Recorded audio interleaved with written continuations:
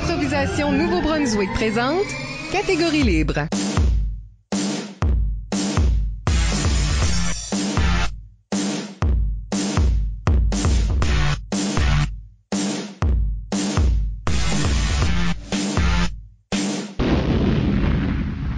Bienvenue à Catégorie libre, l'émission qui vise à enregistrer des entretiens avec les improvisateurs et improvisatrices du Nouveau-Brunswick pour faire un survol de leur carrière et de leur démarche artistique, mais aussi débattre les grandes questions qui entourent l'improvisation. Au microphone, Michel Albert. À mes côtés, ma co-animatrice Isabelle Gauguin. Allô.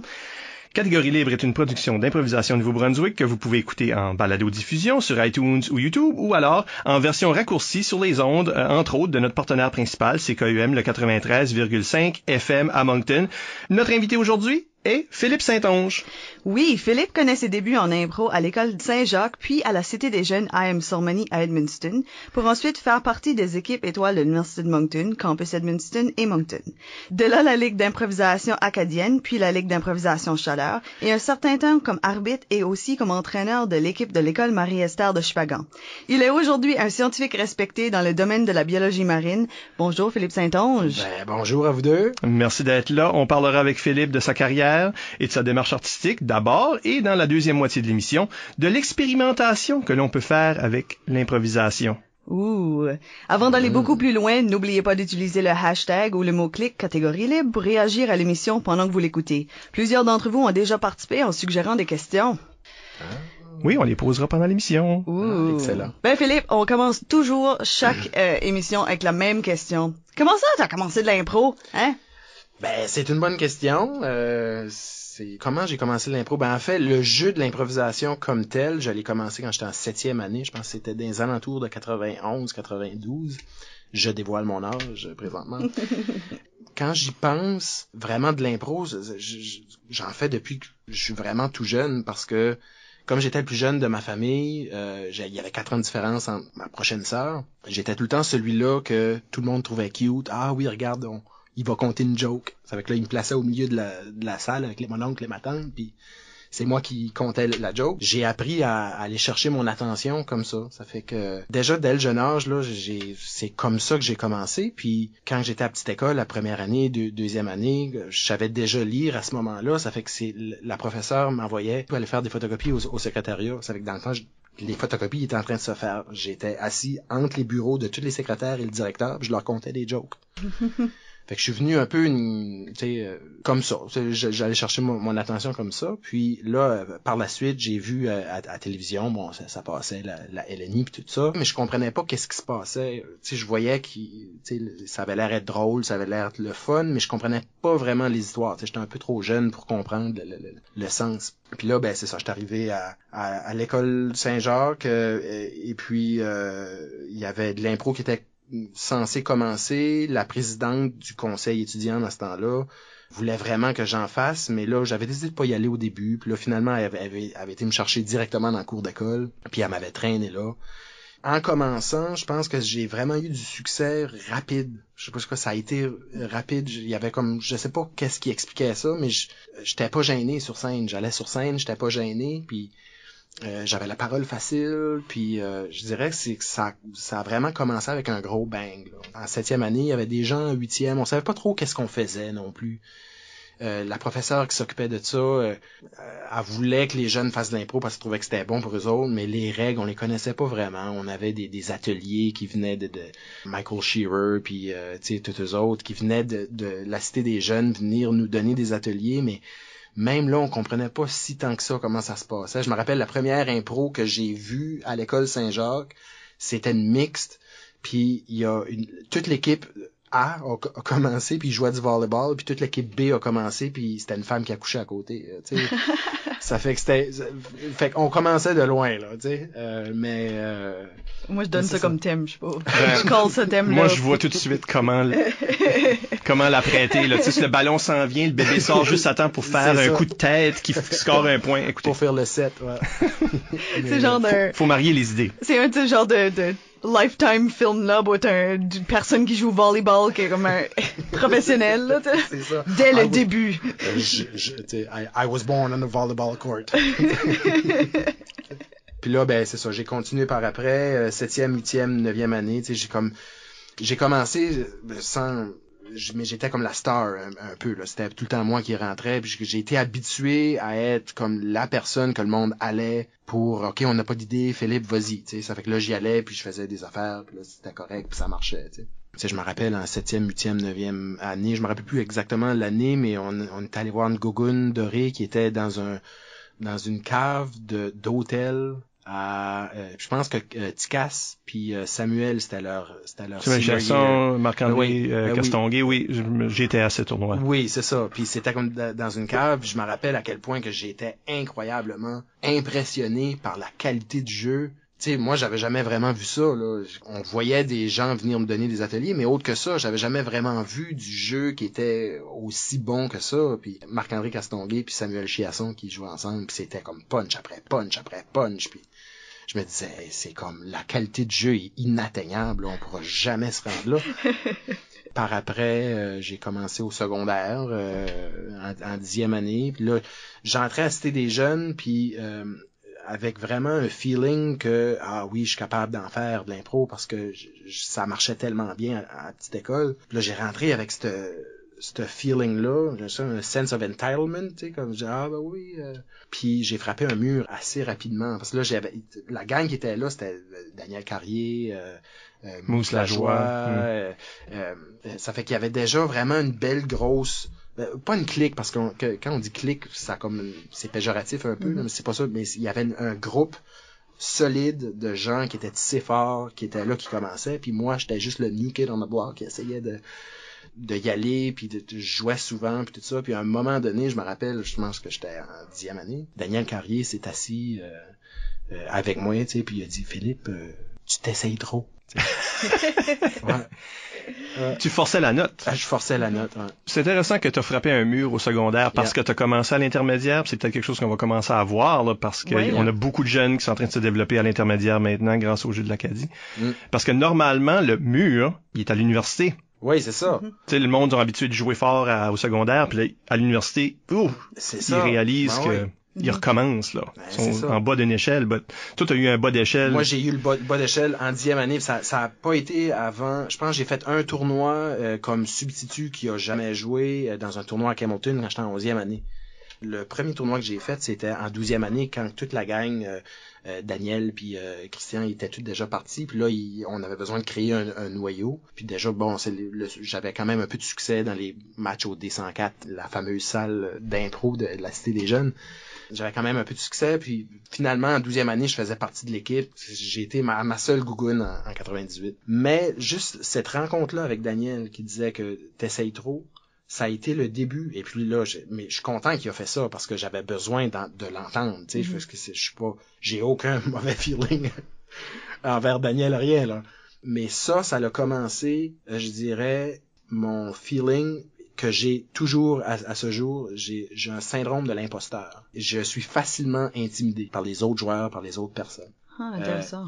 C'est comme un des side effects de se frapper ce mur-là un petit peu. Ouais, c'est ça. Parce que dans ma tête, ça allait tellement bien, puis tout ça, puis là, tu sais. Puis depuis ce temps-là, ça me prend un peu de temps avant de pouvoir m'immerser dans un groupe, puis devenir assez confortable pour avoir la confiance nécessaire pour bien jouer. Tu vas à l'université éventuellement? Oui. Ben, félicitations. Ben, merci. Merci beaucoup. Et aujourd'hui, tu as un PhD. Mais ça veut dire que tu vas jouer de l'impro dans des ligues et des équipes universitaires. C'est ça, oui. Donc, j'ai fait mon diplôme en sciences de la santé. Et cette année-là, je dirais, l'été entre que je gradue puis que je commence l'université, c'est là que j'ai appris que j'avais une maladie au foie. Bon, ça a été assez rock'n'roll mon été. Je décide de prendre des bouchées très minces en termes d'étudiants universitaires quand je rentre, et je prends la décision de prendre une année pour pas trop m'impliquer dans l'improvisation. Décision que j'ai regrettée parce que je m'ennuyais juste beaucoup trop de ça. Ma deuxième année de DSS, c'est là que j'ai entré à nouveau dans l'impro, puis j'ai été à ma première QI, qui était à la QI Laval. En 2000. En 2000, oui. Donc, avec l'équipe d'Edmundston. C'était une belle petite équipe. Je me rappelle, il y avait Daniel Carrier, il y avait Furnace, Jonathan Furnace, qui a fait à ce jour l'impro qui m'a fait le plus rire de toute ma vie. Comme Jonathan Furnace est tellement drôle, ce gars-là, il est incroyable. Puis c'était Troy, 34 ans, célibataire, c'était un par équipe, 1 minute, comparé. Puis il est allé, il faisait juste un gars qui était assis, puis il regardait la télévision, puis qui il buvait une genre de liqueur, puis il entendait une coquerelle.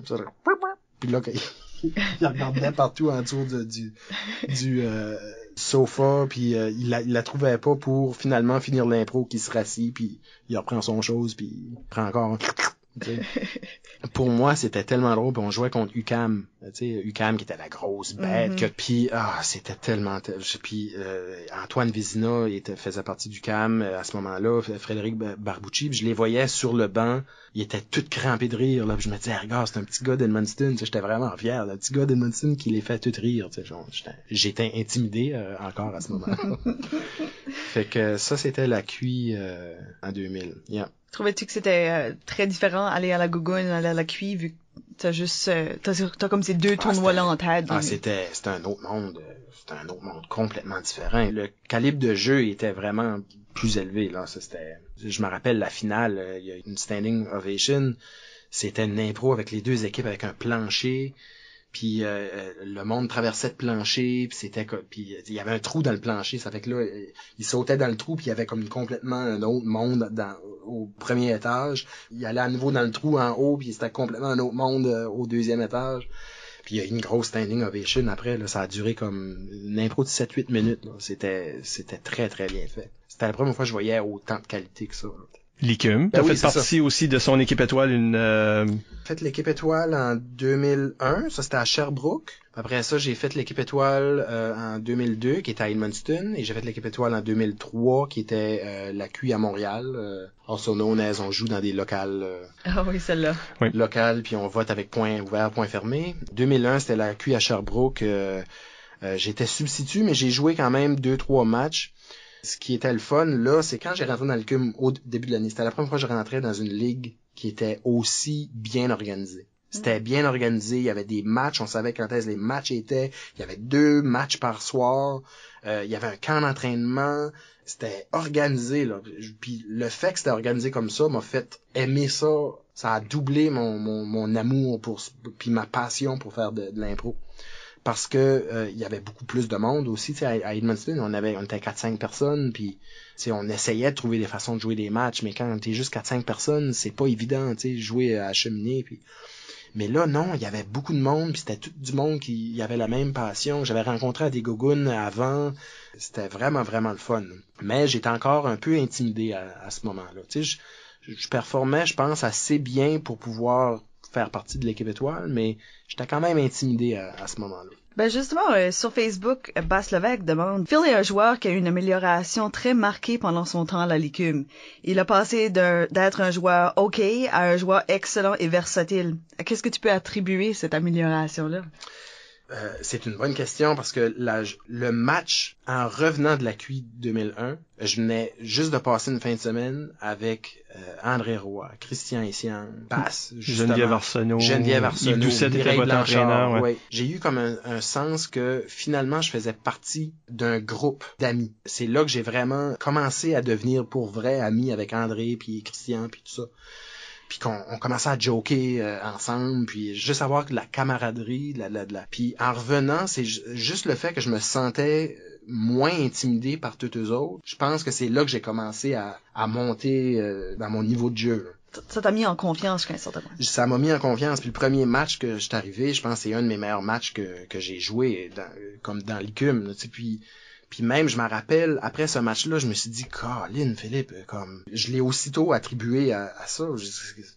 J'ai réalisé à ce moment-là que la confiance, c'est ça qui nous donne du gaz pour aller, tu sais. Avec mon historique d'être intimidé, puis que, tu sais, je sais que quand je suis moins bon dans un match où je performe un peu moins ou que le spectacle est moins bon par ma faute, c'est à cause que je suis trop intimidé, puis je me sens pas comme si que je fais partie de ce groupe d'amis-là, tu sais. En tout cas, intimidé ou non, je regardais les statistiques avant l'émission. Ah oui, ok.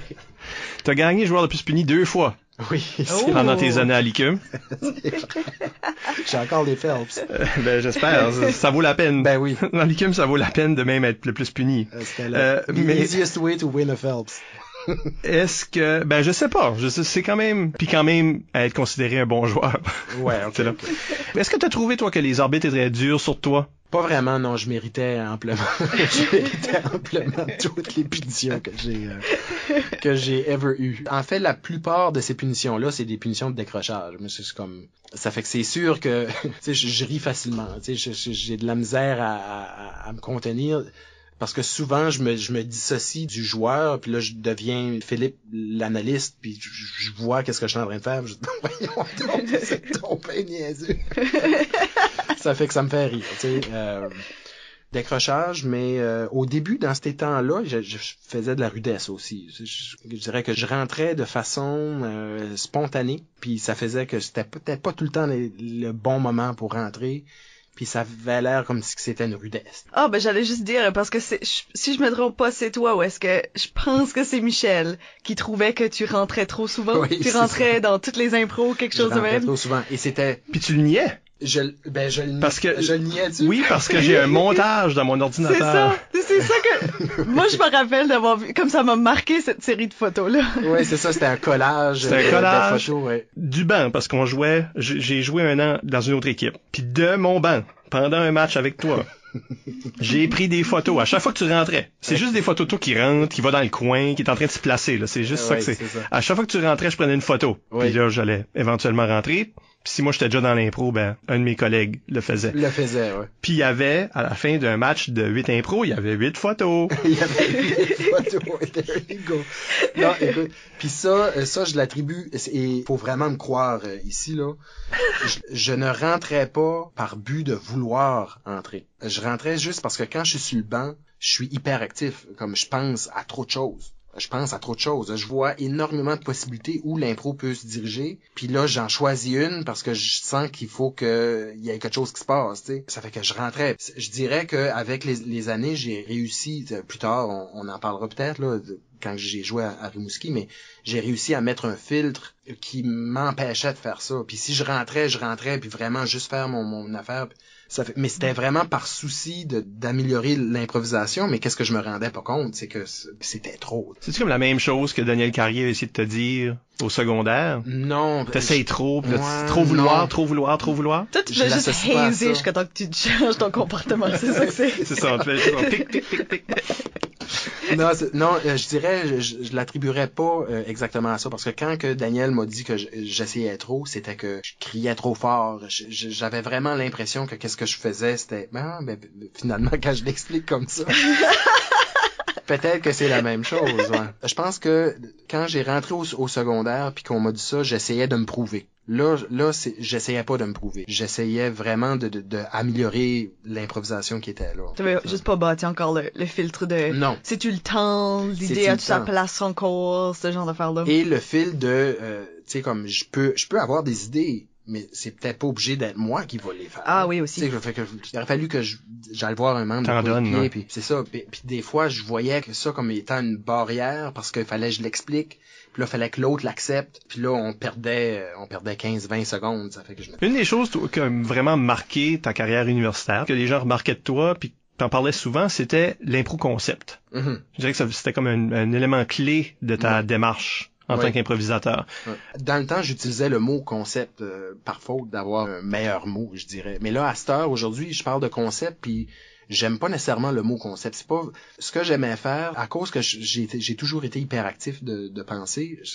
Je pense beaucoup quand que je joue pas. En fait, quand je suis chez nous, quand je suis couché, puis j'essaye de dormir, tu sais, je pense à des situations, à des affaires qui pourraient peut-être être le fun à faire, tu sais. Puis quand j'arrivais dans pratiques, je disais tu sais, ça serait le fun, ça pouvait être un gars qui court, puis lui il reste sur place, mais là il rencontre toutes sortes d'affaires dans le chemin. Puis là, OK, ouais, ça serait bon. Puis là je disais à Yves, marque juste gars qui court, tu sais. Il y a plusieurs éléments dans une impro, il y a des personnages, il y a un lieu, il y a un temps, il y a une prémisse. Un concept pour moi, c'est de fixer un de ces éléments-là, puis qu'on pivote alentour. Comme là, dans le cas d'un gars qui reste sur place, qui court, puis qu'on voit, on fixe le personnage sur place, puis on fixe le lieu, puis on fixe, je dirais, le fait qu'il est en train de courir, puis le jeu se joue sur toutes les variations qui peuvent se passer alentour de cet élément fixé de mise en scène. Là. J'ai un collègue, un joueur avec qui j'ai joué à Rimouski, qui s'appelle Steven Lee Potvin, je trouve qu'il l'a très bien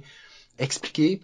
C'est que ce que le public aime voir dans ces cas-là, c'est quel type de jeu. C'est comme quand on joue un jeu à Monopoly, il y a comme un contexte du jeu de Monopoly. Quand on joue à Twister, il y a un contexte, tu sais. Puis le monde s'amuse à jouer alentour de ce jeu-là. Si nous, comme improvisateurs, comme équipe, on est capable de fixer le jeu puis de le rendre à l'évidence pour la foule est en train de jouer avec nous autres, est en train de voir comment est-ce que nous autres, on joue alentour de ce point fixé-là, ça devient la game. Pendant toute l'impro, le joueur rentre, puis il va dire quelque chose qui va respecter le jeu qu'on a fixé, la mise en scène qu'on a fixée. Puis là, le public est comme ça c'est drôle, il a réussi à rentrer, puis à dire ça, puis ça respectait le jeu, tu sais. On est très abstrait, là, dans... Ouais. Mais c'est créer un monde qui est propre à lui-même. Dans un sens, il est pré-créé, fait que tu peux rentrer n'importe quel thème dedans. Exactement. De la même façon qu'une chantée dans un monde chanté. Exactement. Puis des fois, le public, il s'en aperçoit pas qu'il y a une affaire de pré-créé, là. Ça vient contribuer à la magie de,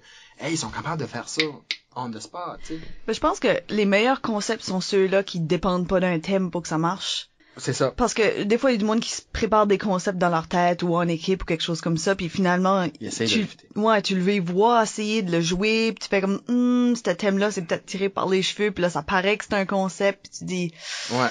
Leur concept était trop basé sur l'histoire. Et non juste cette mise en scène-là, le look. Les limites puis la structure, tu sais, là. Ceux qui aiment faire des concepts, là, ils doivent utiliser le concept vraiment de la bonne façon, là. T'sais. On peut pas juste faire des concepts, là. Je veux dire, fait que là, le public va s'en aller, puis ils vont dire, regarde, ils ont juste fait des concepts, mais j'ai pas eu d'improvisation classique. Ça fait qu'il faut l'utiliser ici et là. Faut pas faire des impros d'avance. On a tout essayé ça. Je pense, on va dans une pratique, on fait vraiment une bonne impro. Oh my God, il faut qu'on refasse ça. T'sais, ça donne jamais des bons résultats parce que là tu retournes là, puis ce qui avait bien marché c'était peut-être comme juste une petite chose vraiment technique qui est oubliée, puis que ça fait que ça marche plus. C'est comme peut-être que une séquence de mots qui avait été dit en pratique qui était vraiment bonne, que la séquence de mots n'est plus exactement comme ça. On anticipe qu'est-ce que l'autre va faire, ça fait que puis là, quand on réagit, c'est plus une réaction naturelle, c'est une réaction qui est attendue par tout le monde. Ça fait pas vraiment, tu sais, puis on a tout fait, en tout cas, moi, j'ai fait l'erreur d'essayer de les faire. Ça fonctionne pas, tu sais, ça fait... Où est-ce que tu mets la ligne entre avoir une idée assez définie, mais qui est pas tellement définie que justement tu deviens esclave de comme un script comme t'as un petit peu déjà écrit dans ta tête, ou une structure qui est trop rigide pour faire une impro à l'intérieur de ça? Je pense l'endroit où il faut avoir le plus de contrôle, c'est dans la conceptualisation de l'idée de base. Quand on est en train de la structurer, là, faut pas trop y aller loin. Faut vraiment pas trop aller loin. Faut vraiment rester à la surface.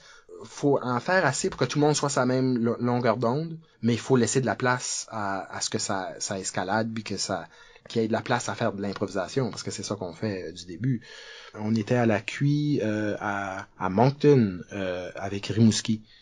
Puis on avait eu à la manière de Robert Altman. Puis ça, c'était Yves qui nous l'avait donné, Yves Doucette, qui arbitrait, puis il est venu nous voir avant, puis il a dit que nous autres, dans mon match, je vais avoir à la manière de Robert Altman, mais on avait eu une feuille avant en disant que c'est qui Robert Altman, puis bon. Quand il a dit ça, j'ai commencé à penser, ok, ben là, il va falloir la faire, il faudrait penser à une mise en situation, tu sais. Je dirais que c'est dans ces cas-là ce que je me permets d'aller juste un tout petit peu plus loin en termes d'histoire, parce que peu importe le thème, essayer de trouver quoi qui fit sur n'importe quel... Je me rappelle, on avait fait comme si c'était des acteurs, puis il y avait comme une pièce de théâtre, puis tout ce que j'avais construit, c'était le début, le milieu, puis la fin. Je dirais que c'est le plus loin que je vais, là. Tu sais, comme quand il y a des affaires comme ça. T'es un penseur d'impro, là. Ouais. C'est clair. Parce que je veux ramener ça à qu'est-ce qui se passe à la fin de ton séjour universitaire. La Ligue d'improvisation acadienne est créée. Ouais. Tu joues dans cette première année-là. Ouais. Je vais le dire, là. T'étais insatisfait avec ton expérience. Avec mon expérience, oui. Tu pourras en parler. Mais l'année d'après, t'es devenu un analyste pour la télévision Rogers, parce que c'était une saison. Il y a une couple de saisons qui avait été diffusée, là. Et j'ai été nominé colon de l'année, d'ailleurs. pour cette performance. Mais parle-nous de toute cette expérience LIA-là. La LIA, ça revient à mon thème que je vous ai dit, que je suis facilement intimidé. Parce que là, j'ai passé d'une occasion ce que je jouais avec mes amis, et là, je devenais coéquipier de joueurs qui, pour moi, étaient comme tellement up there dans ma tête que j'en revenais pas que j'étais sur les mêmes planches que les autres, là. Avec qui tu jouais? Je jouais avec, cette année-là, il y avait Mireille, André était dans mon équipe, il y avait moi, je pense que c'était Basse, les Rouges. Je sais pas si tu te rappelles de la composition des équipes, mais c'était, c'était moi, à peu près ça. j'étais jaune avec Robert Gauvin, Éric Thériault, c'est ça. Yves Doucette. C'est là mon problème, c'est que pour moi, vous autres, là, vous étiez tellement comme... vieux. Pas nécessairement décrépit. vieux. Non, pas vieux et décrépit. Vous étiez bons et sans répit. C'est comme ça. C'est comme ça que je le dirais. Tous des bons slogans pour vos équipes. Hein? C'est ça. Faut que ça rime. Puis c'est ça. Fait que j'ai été facilement intimidé, puis j'ai pas nécessairement performé à la hauteur de qu'est-ce que je pouvais faire à l'ICUM. Mais j'ai quand même eu du fun. J'ai quand même eu des bons moments ici et là. Mais quand on m'a offert le poste, par après, j'ai l'impression qu'on m'a pas offert le poste, on m'a plus dit on va y offrir un poste, parce que là il jouera plus, je sais pas. Non, mais je pense que t'avais quitté, t'avais laissé savoir ton intention. C'était une façon de te garder. C'est ça. Et voilà. Ça fait que là, on m'a offert le poste de analyste à côté de Geneviève. Puis là, moi j'ai dit oui, mais ne sachant pas dans quel, c'était quoi. Hey, je suis arrivé là la première journée, il y avait des caméras, fallait s'assire en sourdine, puis la caméra voyait l'affaire en arrière, puis là Geneviève commence à parler, c'est live, je m'aperçois, on est vraiment dans une émission de télévision, là. T'sais, ça fait que là, tout le long de tout ce temps-là, là, moi j'improvisais, là, j'improvisais le rôle d'un analyste, c'était tellement big que le rôle que j'ai adopté à ce moment-là, quand j'étais sur le spot, c'était un rôle plus sérieux. C'était pas un rôle comme ce qui aurait probablement dû avoir. C'était une ambiance plus décontractée. Mais je disais des choses comme oui, Geneviève, la première période, c'était celle qui a débuté le match. Je disais j'étais Captain Obvious. Oui. Ma préférée, c'est dans une improvisation rimée, il faut rimer. Des affaires comme ça. T'sais. Mais ça devait être difficile de juste, spontanément comme créer de l'analyse qui était accessible pour un public télévisé, tu sais. Oui, non, c'est ça, c'était difficile. Puis je me rappelle une fois, Geneviève pouvait pas être là, puis c'est Robert Gauvin qui est venu co-animer avec moi. Lui, il devenait l'analyste, puis là, moi, je devenais le rôle à Geneviève. Puis là, j'ai commencé, j'ai fait mon affaire, puis là, on peut voir dans la face à Robert, quand on réécoute les... oui, parce que je les ai mis sur cassette, j'aurais peut-être pas dû, parce que ça a passé 3 ans. Oui. Mais, tu sais, je le savais pas, j'étais un peu naïf dans le temps, je disais, je vais toutes les taper, tu sais, ils vont être là. Non, ça a passé 3 ans en boucle, 3 fois par jour. C'est ça. Mais, il y a des régions du Nouveau-Brunswick où ça passe encore. Ouais. Tu n'entends parler, ouais. Et tabarouette. En tout cas, ça fait que, mais c'est ça, je pouvais voir d'en face à Robert le même feeling que moi j'ai eu la première fois que je l'ai fait. C'était, OK, c'est sérieux, ce site-là. Mm-hmm. Tu sais, il essayait de faire des jokes, mais tout ça, mais je dirais le format était OK, là, c'était le fun, là, mais, tu sais. Ouais, j'ai préféré quand ils ont enlevé cet élément-là, puis qu'ils montraient juste les matchs au complet, pas coupés, pas... Ouais, non, c'était bon, puis on pouvait fitter plus d'impro aussi. Oui. C'est vrai, ils coupaient des impros. Ouais, ils coupaient des impros. Parce que c'était juste 1 heure, là, l'émission, hein? Ouais. C'est ça durait moins longtemps que le match, puis là, t'avais des coupures qui étaient comme... Ouais. Mais farce à part, par exemple, je veux dire, cette émission-là a vraiment permis de faire connaître l'impro à une bonne bunch de monde au Nouveau-Brunswick, là. Mm-hmm. J'ai des anglophones qui m'ont approché dans la rue pour me faire cette joke-là, c'est comme... Ouais, c'est ça. Wow. C'est ça, Okay. Je me rappelle plus, moi, de cette joke-là, tu sais. Mais je me faisais rencontrer, là, je me rappelle une fois, il y avait plein de monde, puis j'essayais d'aller voir si mes amis étaient là, mais tu sais, quand c'est bunché dans un club, là, puis il y a trop de monde, ben tu sais, il faut que t'attendes que les autres passent, puis il y a comme un couloir naturel qui se fait, de monde qui passe. Après ça, quand ils ont fini, mais là, c'est à toi à rentrer. Puis dans le temps que je suis là, puis j'attends, il y avait une femme qui était assise là, je peux pas croire que je compte ça. Il y avait une femme, je sais pas, en tout cas, il y avait une femme qui était assise là, puis il y avait une chaise comme de libre, puis là, elle dit « Oh, c'est toi qui passes à la télévision! » Puis « Oh, que je suis contente que t'es là! » Puis elle avait l'air vraiment sincère, là. C'était pas une joke, là. Elle dit assis-toi ici, puis moi puis ma mère on t'écoute comme ça n'a pas de bon sens, puis on vous aime au bout, puis j'en reviens pas que t'es en face de moi. Puis là je disais wow, attends une minute, là, j'ai dit moi mes amis rient de moi là à cause que j'ai fait ça là, je sais pas si tu sais. Puis là, elle dit, tu pourrais-tu m'écrire un autographe? Wow. Ouais. J'ai dit, non, j'écrirai pas d'autographe pour ça, là. Je mérite pas d'écrire un autographe pour ça, là, tu sais. Puis elle dit oui, puis tout ça. Ça fait que là, je commence à écrire. Là, j'ai dit OK, parce que là, il faut que je m'en aille. Fait que là, je me suis dit OK, qu'est-ce que le monde écrive dans des autographes, tu sais. Fait que là, je commence à écrire, puis là, je m'aperçois de qu'est-ce que je suis en train d'écrire. Puis je réalise que je peux pas y donner qu'est-ce que je suis en train d'écrire. Puis je veux dire, je fais un peu dans bon point là, moi tout de suite présentement, je suis très sensible aux gens qui sont obèses, OK? Je veux pas rire des gens obèses, mais ça existe, hein, on s'entend. Mais cette femme-là était pas mal obèse.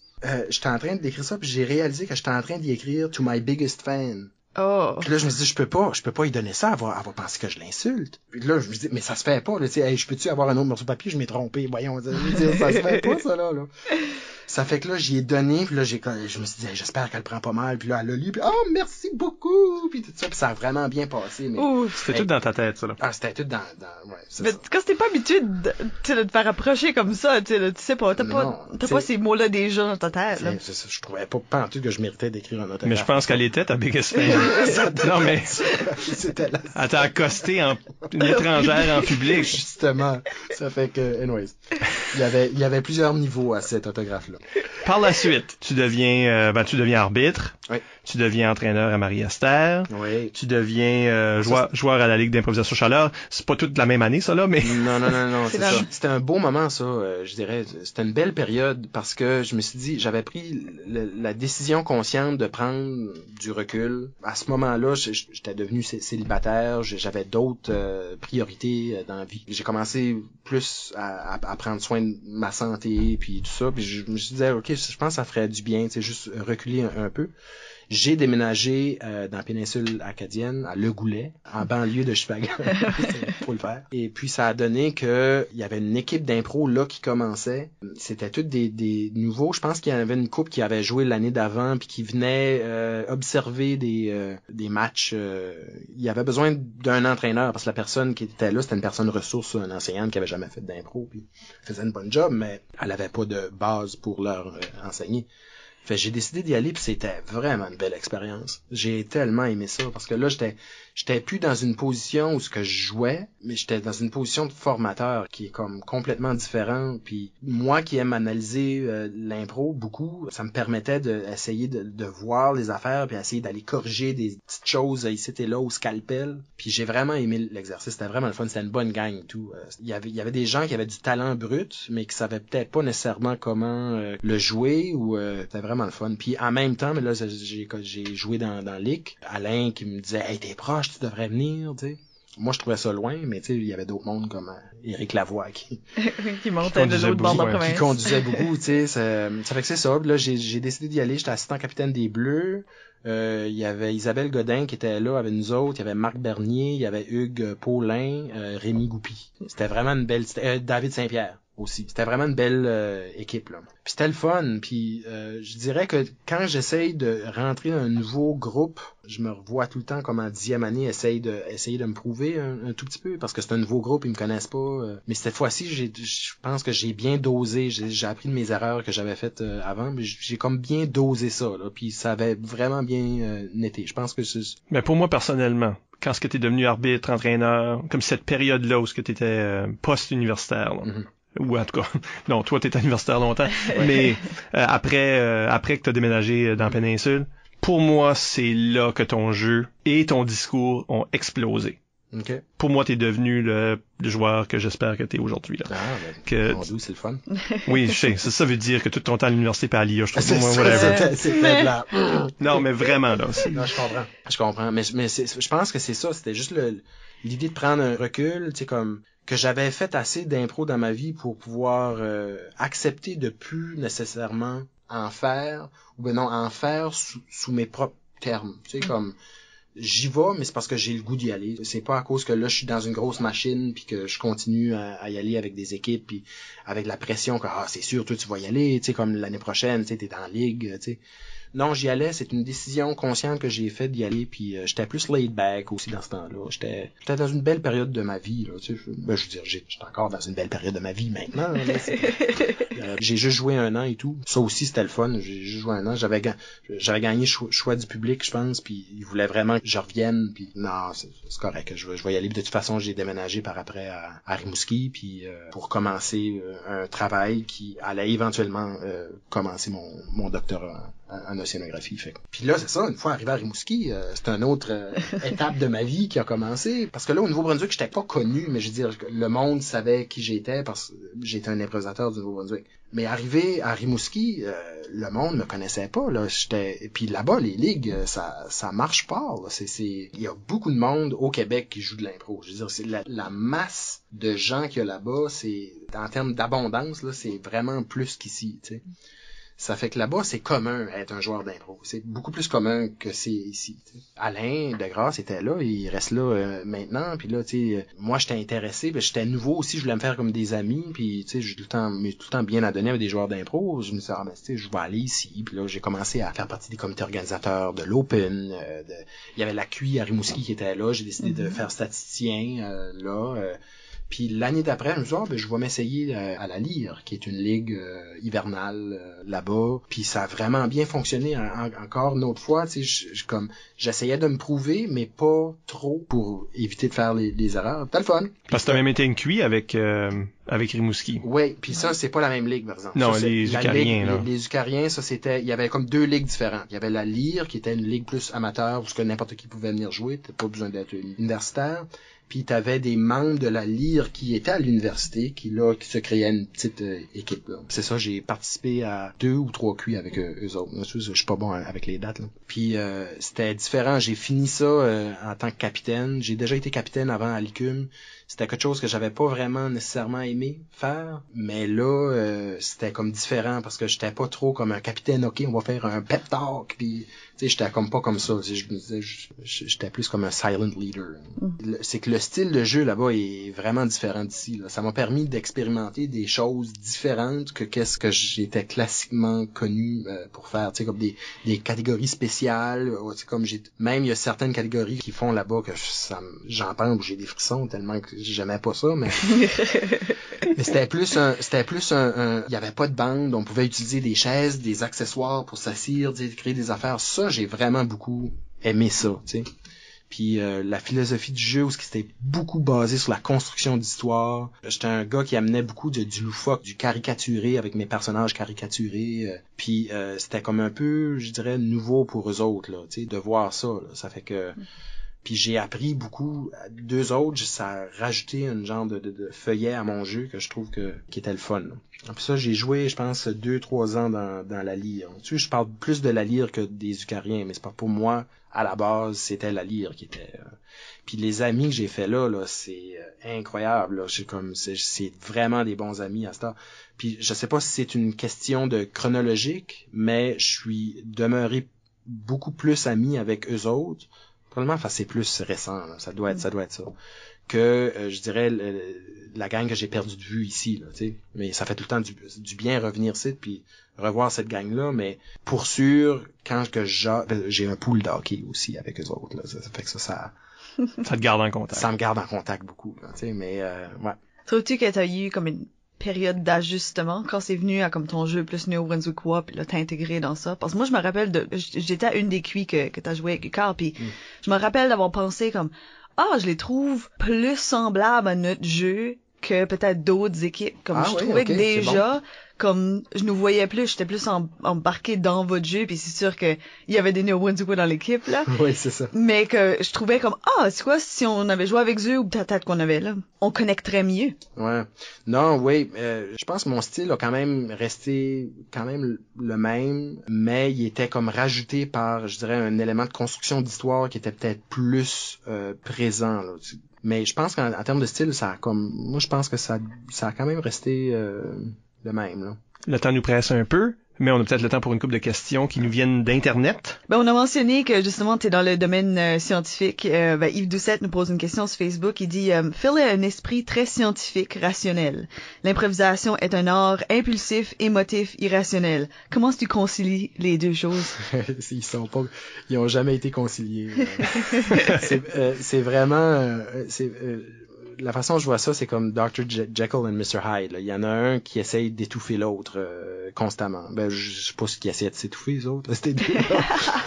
Mais c'est comme deux personnalités complètement différentes de moi. Puis quand je joue, je dirais que j'essaye de taire l'analyste en moi. J'essaye juste d'être impulsif, de réagir. Puis quand que je termine de jouer, c'est l'autre qui prend le lead. Puis là, j'analyse tout ce que j'ai fait. Puis j'aime pas le joueur impulsif que j'étais parce que je me dis pourquoi t'as pas fait ça, pourquoi t'as pas dit ça, ça fait que les deux, c'est une bataille constante entre les deux. C'est un peu une des grosses raisons pourquoi est-ce que j'ai décidé de prendre la retraite. Moi de mon côté, c'est que c'était rendu que j'étais chez nous puis je m'auto-flagellais presque, tu sais, je me disais pourquoi est-ce que t'as fait ça comme ça, pourquoi est-ce que t'as pas dit ça, puis là c'était rendu que ce feeling-là prenait toute la place de mon plaisir à jouer. C'est pas normal de jouer une journée de match, c'est supposé d'être j'ai hâte à soir, tu sais, on va jouer. Moi, j'arrivais à la journée de match, j'étais de mauvaise humeur toute la journée, j'allais jouer, comme laissez-moi penser, laissez-moi être dans ma bulle, puis j'étais plus rendu dans une belle place là pour ça. Puis là je faisais le match, puis là je commençais le match, puis là ça me tentait pas, jusqu'à la moitié du match, puis je disais OK, c'est correct, j'ai du fun. Puis là je finissais le match, puis là je disais OK, c'était le fun. Puis là je fermais la porte, puis là je me disais pourquoi t'as fait ça? Puis là ça durait ça jusqu'à parce qu'on jouait les vendredis. Ça durait jusqu'à samedi soir. C'était plus le fun. Puis depuis que j'ai pris, je suis tellement bien parce que là, occasionnellement, je pense, comme je suis dans la douche, je pense à, tu sais, ça serait drôle de faire ce site. Pas dans la douche, mais je veux dire dans une impro. Pas prendre une douche dans une impro, mais je veux dire, on s'entend. Puis là, je reviens à mes petits moments où ce que c'était le fun, là, tu sais, que Fait que t'as jamais vraiment perdu ça, même si t'as arrêté de jouer un petit peu. Non, ouais, c'est ça. Je l'ai perdu, je dirais, pour une période de 5-6 mois après, tu sais, quand je pensais plus, puis activement, là, je voulais plus y penser, là, tu sais. Francis Thériault sur Facebook demande, à la QI 2002, Phil avait chanté Ave Maria durant une impro de guerre et c'était excellent. A-t-il souvent utilisé le chant en impro? Peut-on discuter de talents particuliers qui peuvent faire une différence en impro? Ben, c'est sûr que vous n'êtes pas obligé d'être un bon chanteur pour faire des bonnes chantées. Puis des fois, trop être bon chanteur peut vraiment être comme regarde l'autre là qui essaye juste d'être vraiment bon puis s'attirer des votes à cause qu'il est bon, tu sais. Ça m'avait arrivé une fois dans un tournoi quand j'étais en 12e année, je jouais avec Natacha Saint-Pierre dans la même équipe que moi. Puis Natacha, elle, on dirait qu'elle vivait un idéal que de faire un jour une impro où ce que c'était super bien harmonisé, super bien fait, puis que là, elle allait avoir des fleurs tirées sur elle, tu sais. Puis à Dalhousie, on était à Dalhousie une fois, puis on avait fait une chantée qui était moi puis elle. On n'avait pas pratiqué d'avance, mais on avait pratiqué comme OK, toi tu vas chanter, puis après ça moi je vais chanter, puis on va se faire comme un genre de patron au début, après ça on va rajouter sur le patron, puis on va essayer de s'harmoniser, tu sais. Puis on avait fait ça, puis on avait perdu là, je pense que c'était André puis Christian qui étaient venus après, puis ils disaient puis ils ont gagné là. Puis je pense qu'on a eu justement, on essayait de trop être bon, puis ça fait que c'est sûr qu'on peut utiliser le talent, mais faut pas trop l'utiliser, tu sais. Faut trouver des façons autres que le talent de chanter pour être plus original.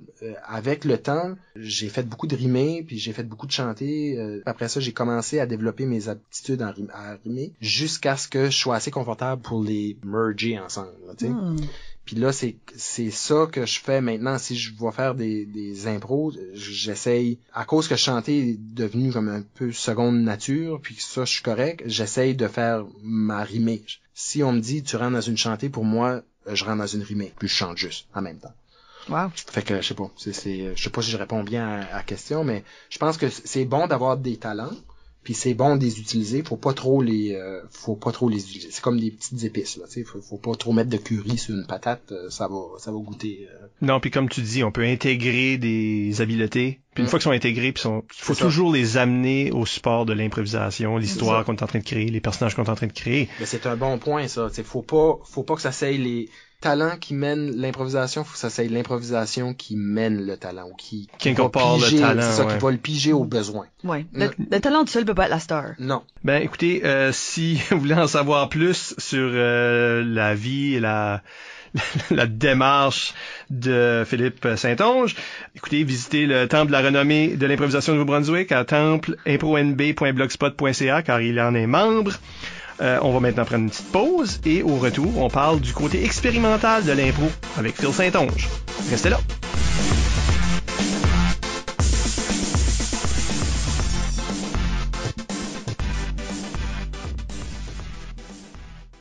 On est de retour avec Michel Albert, moi, Isabelle Gauguin, Allô. toi et Philippe Saint-Onge, notre invité. Oui. Moi. Philippe est un scientifique. Science et impro, on ne voit pas nécessairement le lien tout de suite, mais notre sujet de deuxième moitié d'émission, c'est l'expérimentation. Quand on parle d'expérience, de faire des expériences, d'arriver à des conclusions, on parle d'une méthode scientifique. Mm-hmm. Et moi, je suis un grand expérimentaliste en impro, fait que j'ai hâte de voir où est-ce qu'on amène cette discussion-là.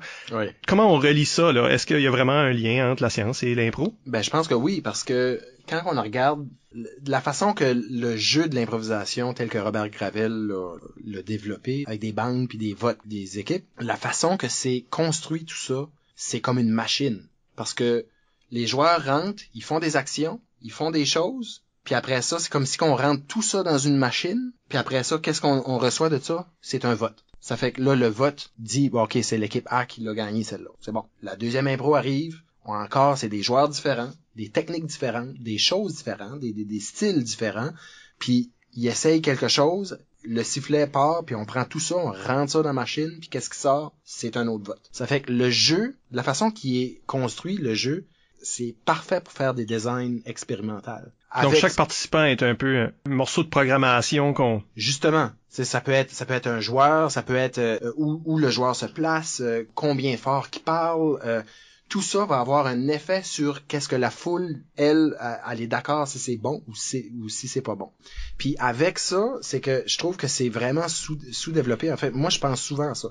Je suis le genre de gars, comme que j'ai dit tout à l'heure, que j'analyse beaucoup les choses. J'arrive chez nous, puis là, OK, ben ça a comme pas fonctionné parce que pour telle raison ou on dirait...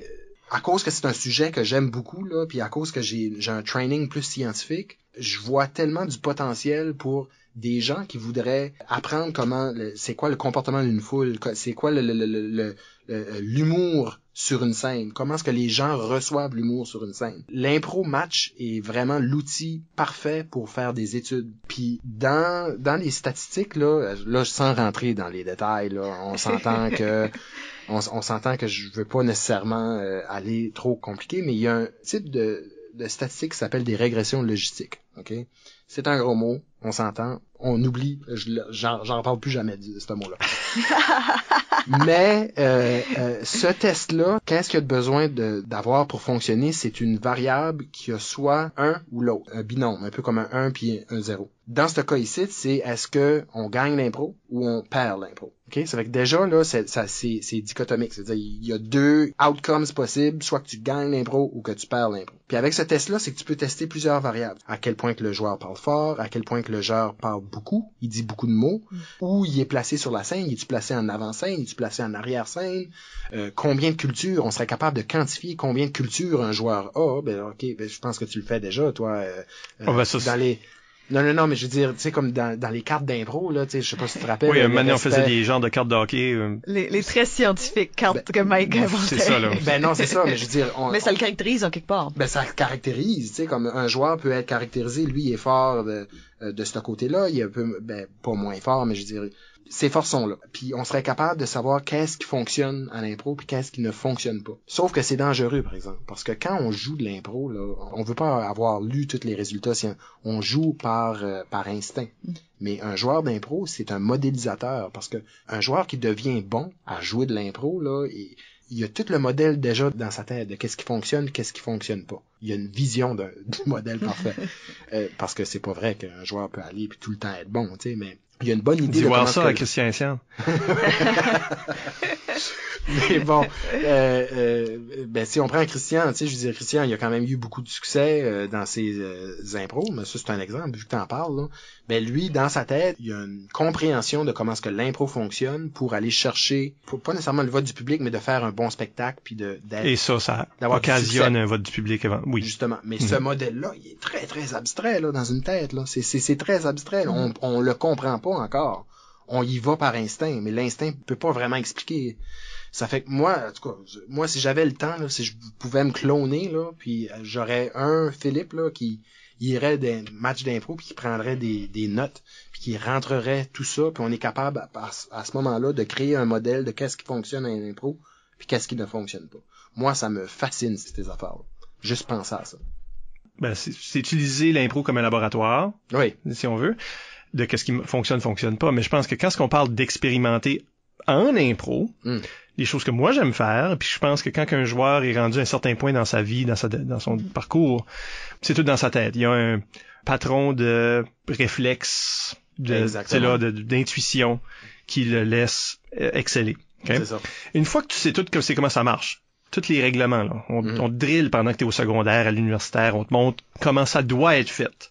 Une fois que tu sais tout ça, expérimenter, c'est, pour moi, une mesure de briser ces règlements-là. Ça qui marche, d'accord, ça marche, ou encore mieux, ça marche jamais, ça marche pas. Cette chose-ci, ce concept, ça marche pas, ça. OK, comment est-ce que je le fais marcher? Comment qu'on le fait marcher? Et si j'expérimente avec ça, et si un joueur est assez bon, là, comme comprend tout le reste, c'est-à-dire est capable de contrôler toutes les autres variables dans ton modèle, il est capable de faire quelque chose marcher qui devrait pas marcher. Samuel Chiasson, pour un bon bout, était comme ce joueur-là pour moi. Était le joueur qui allait rentrer puis dire, tu sais, il me regardait dans le coin puis il faisait, tu me puniras, là. T'sais, il sait qu'il va briser quelque chose. Il va briser la machine. Il va faire quelque chose, la machine n'est pas faite pour. Puis là, il va s'asseoir sur le bord de la bande, puis jaser avec une fille dans le public, une étrangère. Il brise le quatrième mur, c'est une complète étrangère. Ça aurait pu flopper, elle aurait pu être non-verbale, tu sais, là, timide, je veux pas te parler. Mais à la place, c'est juste devenu un showcase pour la personnalité de cette personne-là qui était une fan au hasard, là, aléatoire. Et ça fait un moment d'impro inusité qu'on n'a jamais vu avant, qu'on peut pas revoir après, ça a été fait.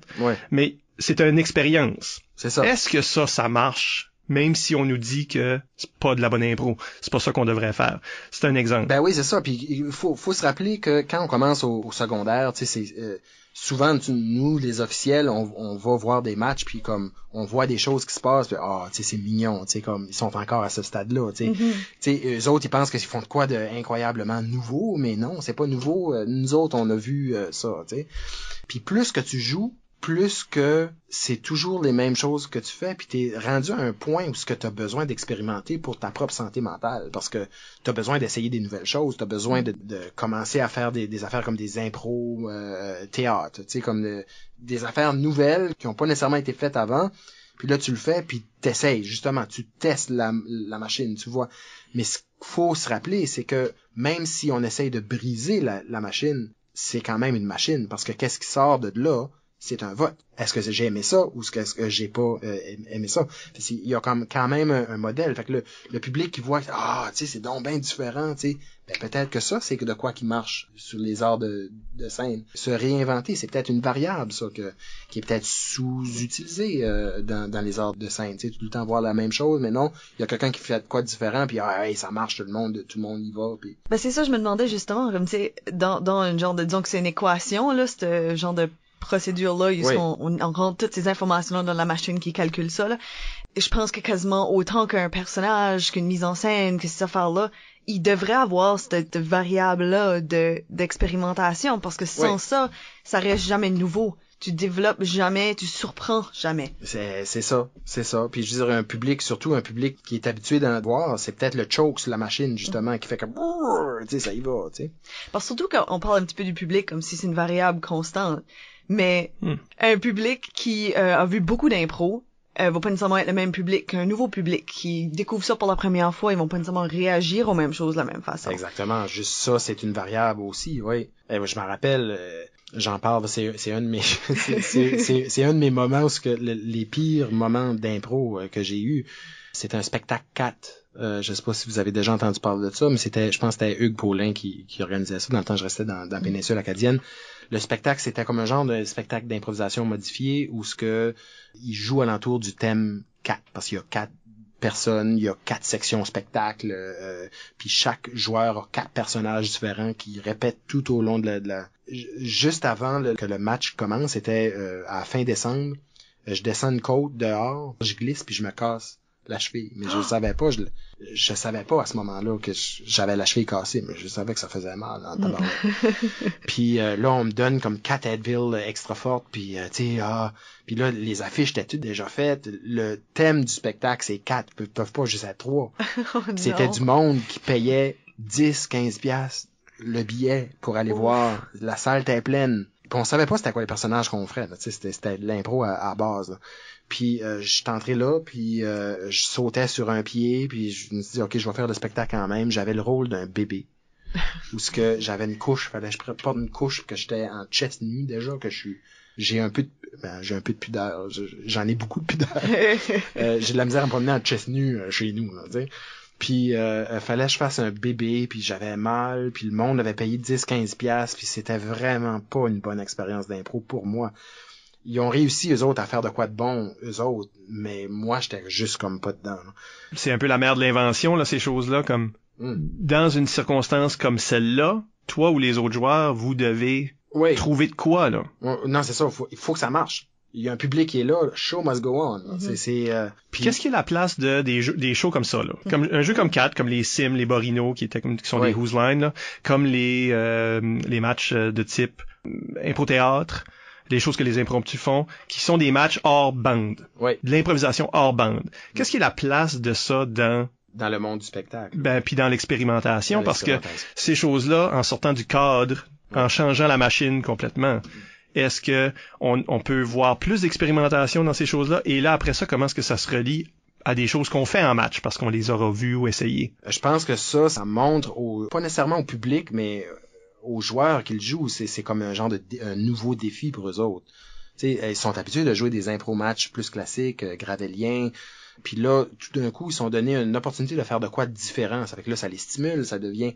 Puis ils vont peut-être s'embarquer dans quelque chose qu'ils oseraient peut-être pas s'embarquer dans un match plus classique.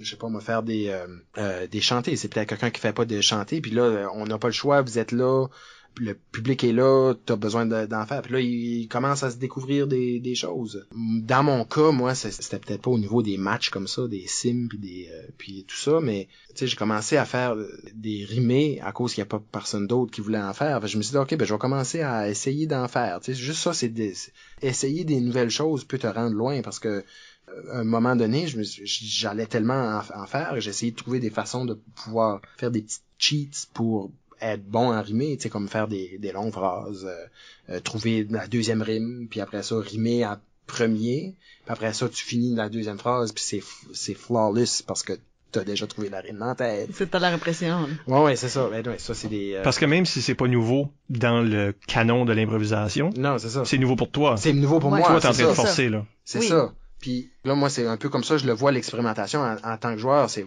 va faire du stuff que tu ferais pas en temps normal. Ça va t'amener à des places, là. Je pense qu'à un certain point, quand on voit des spectacles plus expérimentaux qui sortent un petit peu du cadre normal du match traditionnel, soit qu'on en voit ou qu'on en fait, je pense qu'il y a des petits bouts qui un petit peu leak de nouveau dans les matchs plus traditionnels. Comme par exemple un match spécial qu'on a fait à la Gougoune, je me rappelle plus quelle année là, mais c'est celle-là où est-ce que Justin et compagnie se sont retrouvés dans l'arène avec comme 93 chaises là en train de faire un show, c'était burlesque là, c'était burlesque. J'étais pas là.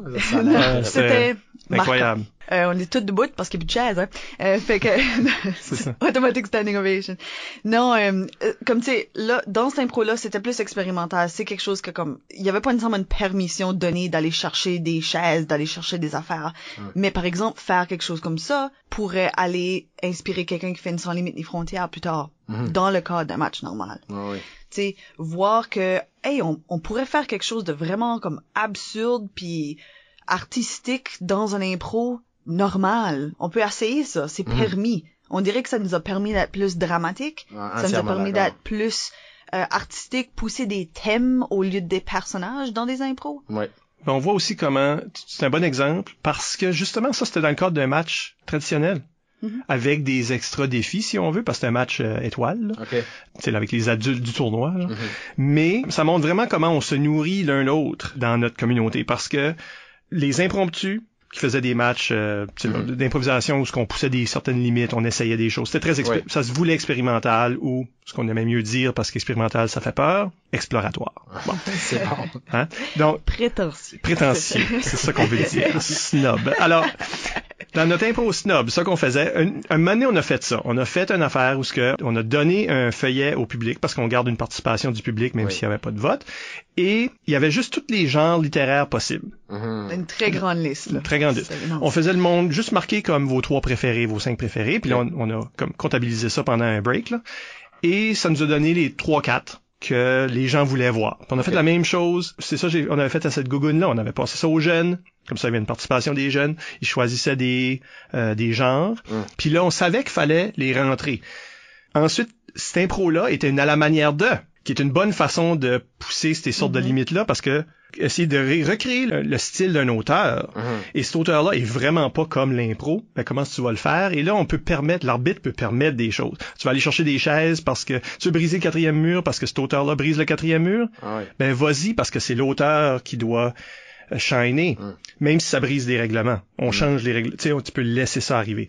Donc là, c'était à la manière de Chaucer ou Boccaccio, là, c'est-à-dire plein de pèlerins ou des gens pris ensemble dans un contexte qui racontent des histoires. Ça, c'est ces auteurs-là.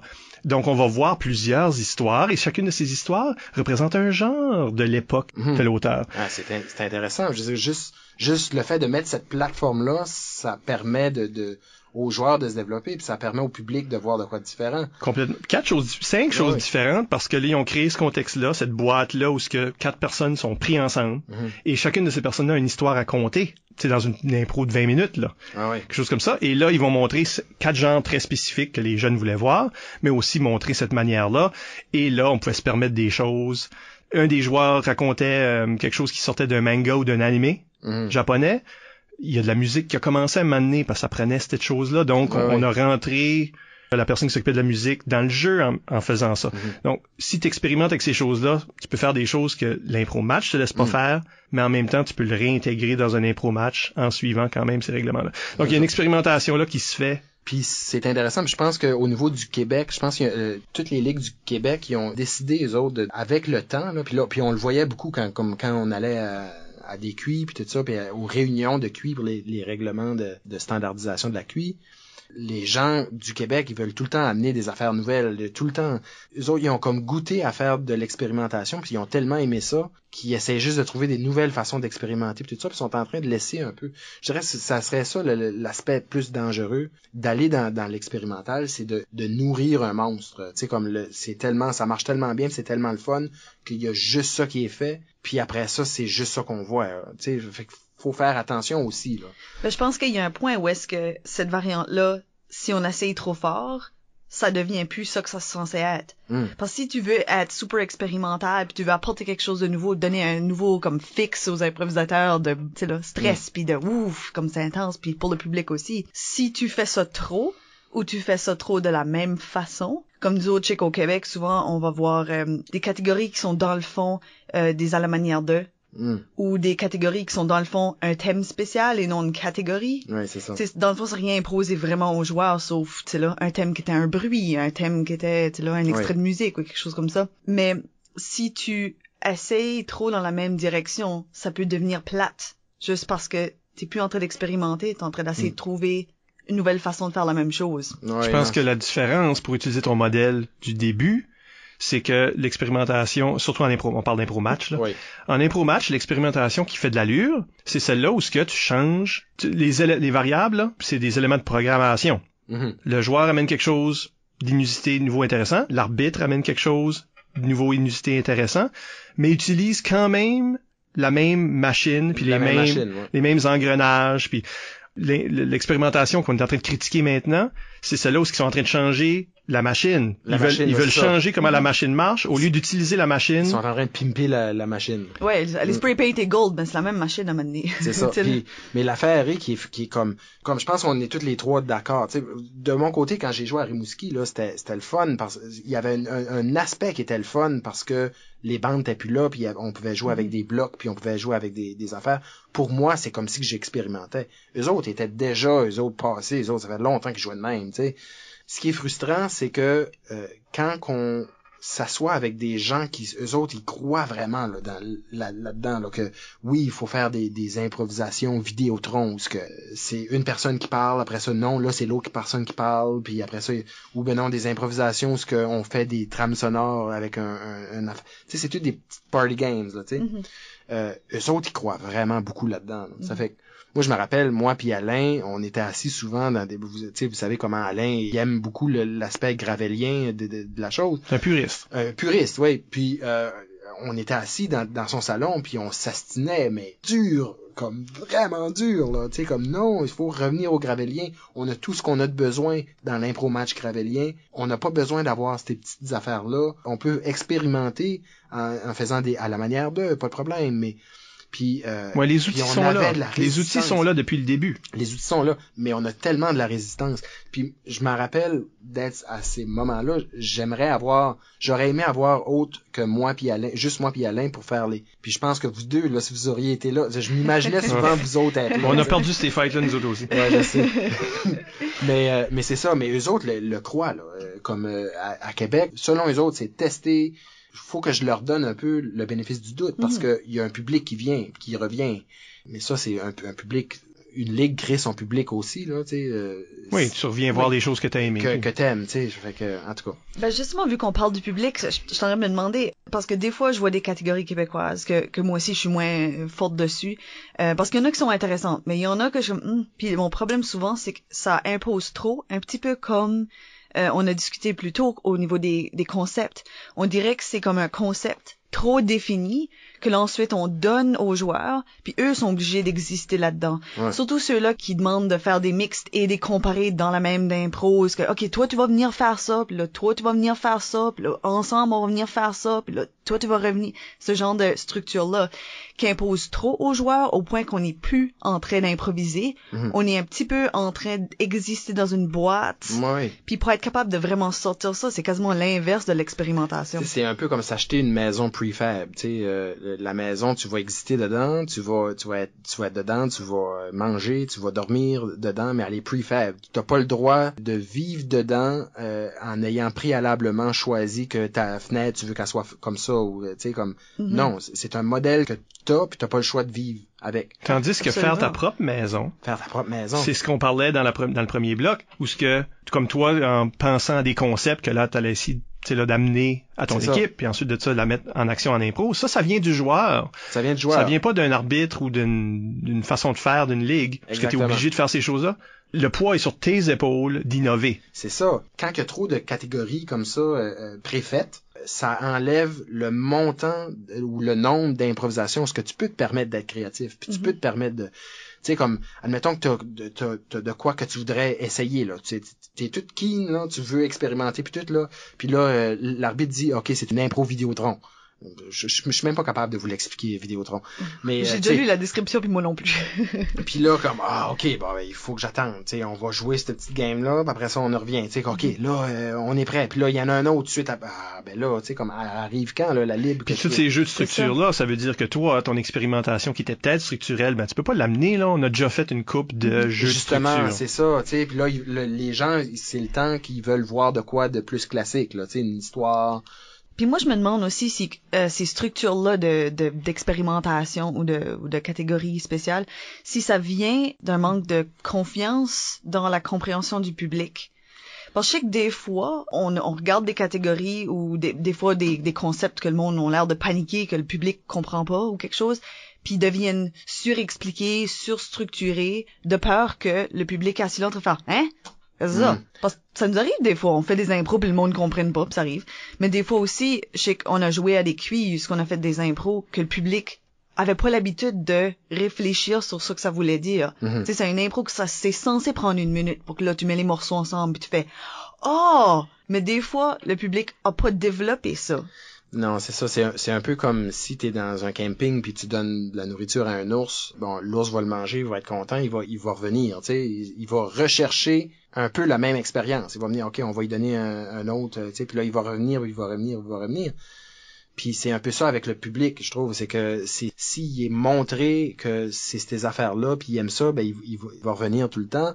Puis là, ben quand on va essayer de faire de quoi qui prend un petit peu plus de pensage, puis qui stimule plus le cerveau du public. Je sais pas trop comment le dire, mais... Ben, le joueur a une zone de confort, mais le public aussi. Ouais, c'est ça. Je pense que ça a juste fait un effet de boule dans le Québec, là, je parle, là, de essayer des affaires comme ça, puis là, c'était le fun au début, puis là, ça a devenu que c'est rendu la norme, puis là, ça en prend, puis là, il travaille juste avec ça parce que là, c'est devenu une nouvelle machine pimpée, hein, tu sais, c'est comme ça qu'on... Puis c'est ça qui est dangereux parce qu'aussitôt que ça devient la norme, ça peut plus être cette variable-là d'expérimentation, c'est la norme maintenant.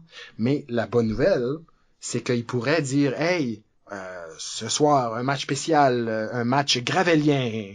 Puis là, puis ça serait expérimental. Là, ça devient expérimental. Et là, la boucle se refait. Puis, ça, c'est intéressant.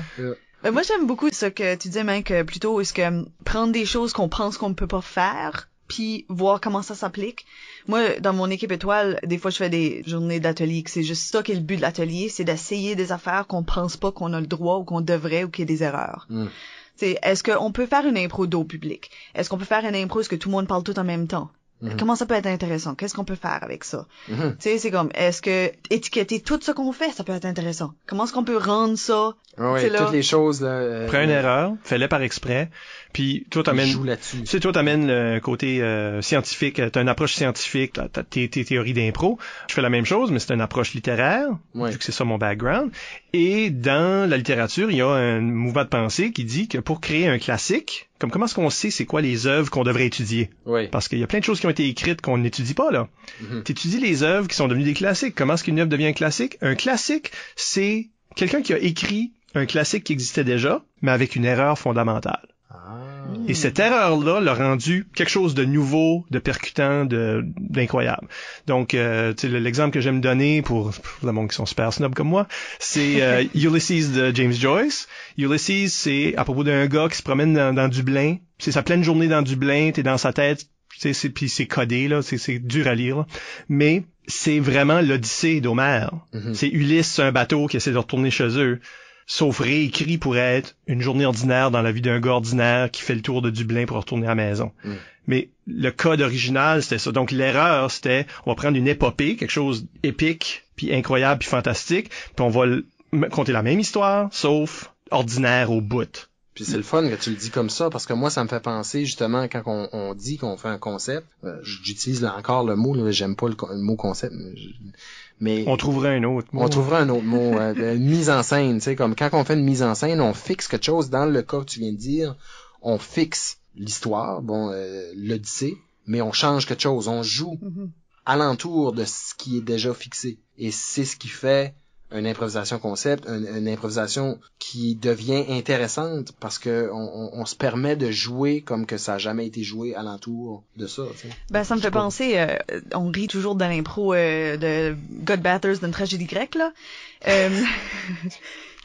C'est une improvisation où est-ce que tous les autres joueurs dans l'impro étaient en train de vraiment faire la manière de, le ton était là, le genre de vocabulaire, le débit de voix puis toutes ces choses-là. Nous sommes dans une tragédie grecque. Il y a un joueur qui rentre puis il est vraiment non, c'est ça là, c'était vraiment puis c'était très réussi puis comme tu sais l'histoire était bien construite dans le cadre du fait que c'est sorte de la manière de là.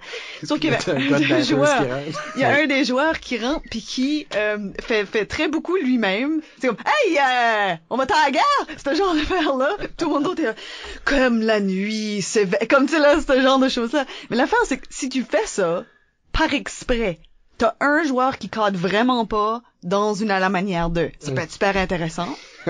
Oui, mais là, ça crée des deuxièmes niveaux parce que le monde va commencer à se demander pourquoi cette erreur. Puis c'est le même que je regarde des films, que je lis des livres.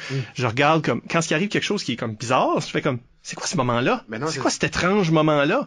Et cet étrange moment-là, c'est la clé du deuxième sens. OK. Cette scène-là, ce moment-là, cette erreur-là existe seulement pour me décoder la vraie signification du film, du livre. Non, mais c'est vrai. Puis dans une impro, tu peux faire ça. C'est un bon point. C'est parce que des tragédies grecques, tu sais, il y en existe beaucoup différents types de tragédies grecques puis tout ça, puis on est capable de dire OK, ça c'est la manière de ça va être un autre tragédie grecque. Check. Mais là non, le fait qu'il y a un gars de Bathers qui rentre, c'est comme si que là le public se voit comme what if que moi dans ma vie, Philippe Saint-Onge, je serais tout d'un coup dans une tragédie grecque. Mais je reste moi, mais tout le monde alentour de moi est dans une tragédie grecque. C'est un petit twist intéressant, comme on disait, sur quelque chose qu'on a déjà vu, qu'on a vu plein de fois, que tu sais, on sait qu'est-ce que ça devrait avoir l'air. Yeah. Que ça spice up un petit peu. Parce que là, Isabelle parlait de faire ça en atelier. Pas devant un public, mais ça peut amener à faisons cette chose-là en public, mais de le faire en atelier, voir qu'est-ce qui sont les vraies limites parce que justement en atelier, il n'y a pas de public là, sauf nous-mêmes. Oui. Il n'y a pas de crainte de se casser la gueule ou de détruire le spectacle. Je pense que c'est peut-être ça la peur. Se casser la gueule, c'est une bonne chose. Mais peut-être en public. On peut pas essayer l'erreur. Le laboratoire de l'atelier, de la pratique, là, par rapport à celui qui est en scène. On peut se permettre beaucoup plus de choses. Oui.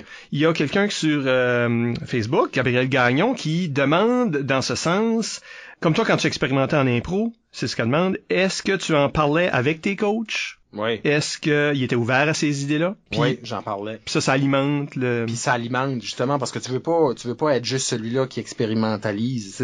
T'es dans une équipe, là. Le but ultime de faire de l'impro, c'est que tu veux faire un bon spectacle. Tu peux pas faire un bon spectacle tout seul, t'es dans une équipe, tu sais. Souvent, là, quand tu me dis coach, là, moi, tout ce que je vois dans ma tête, c'est Yves Doucette.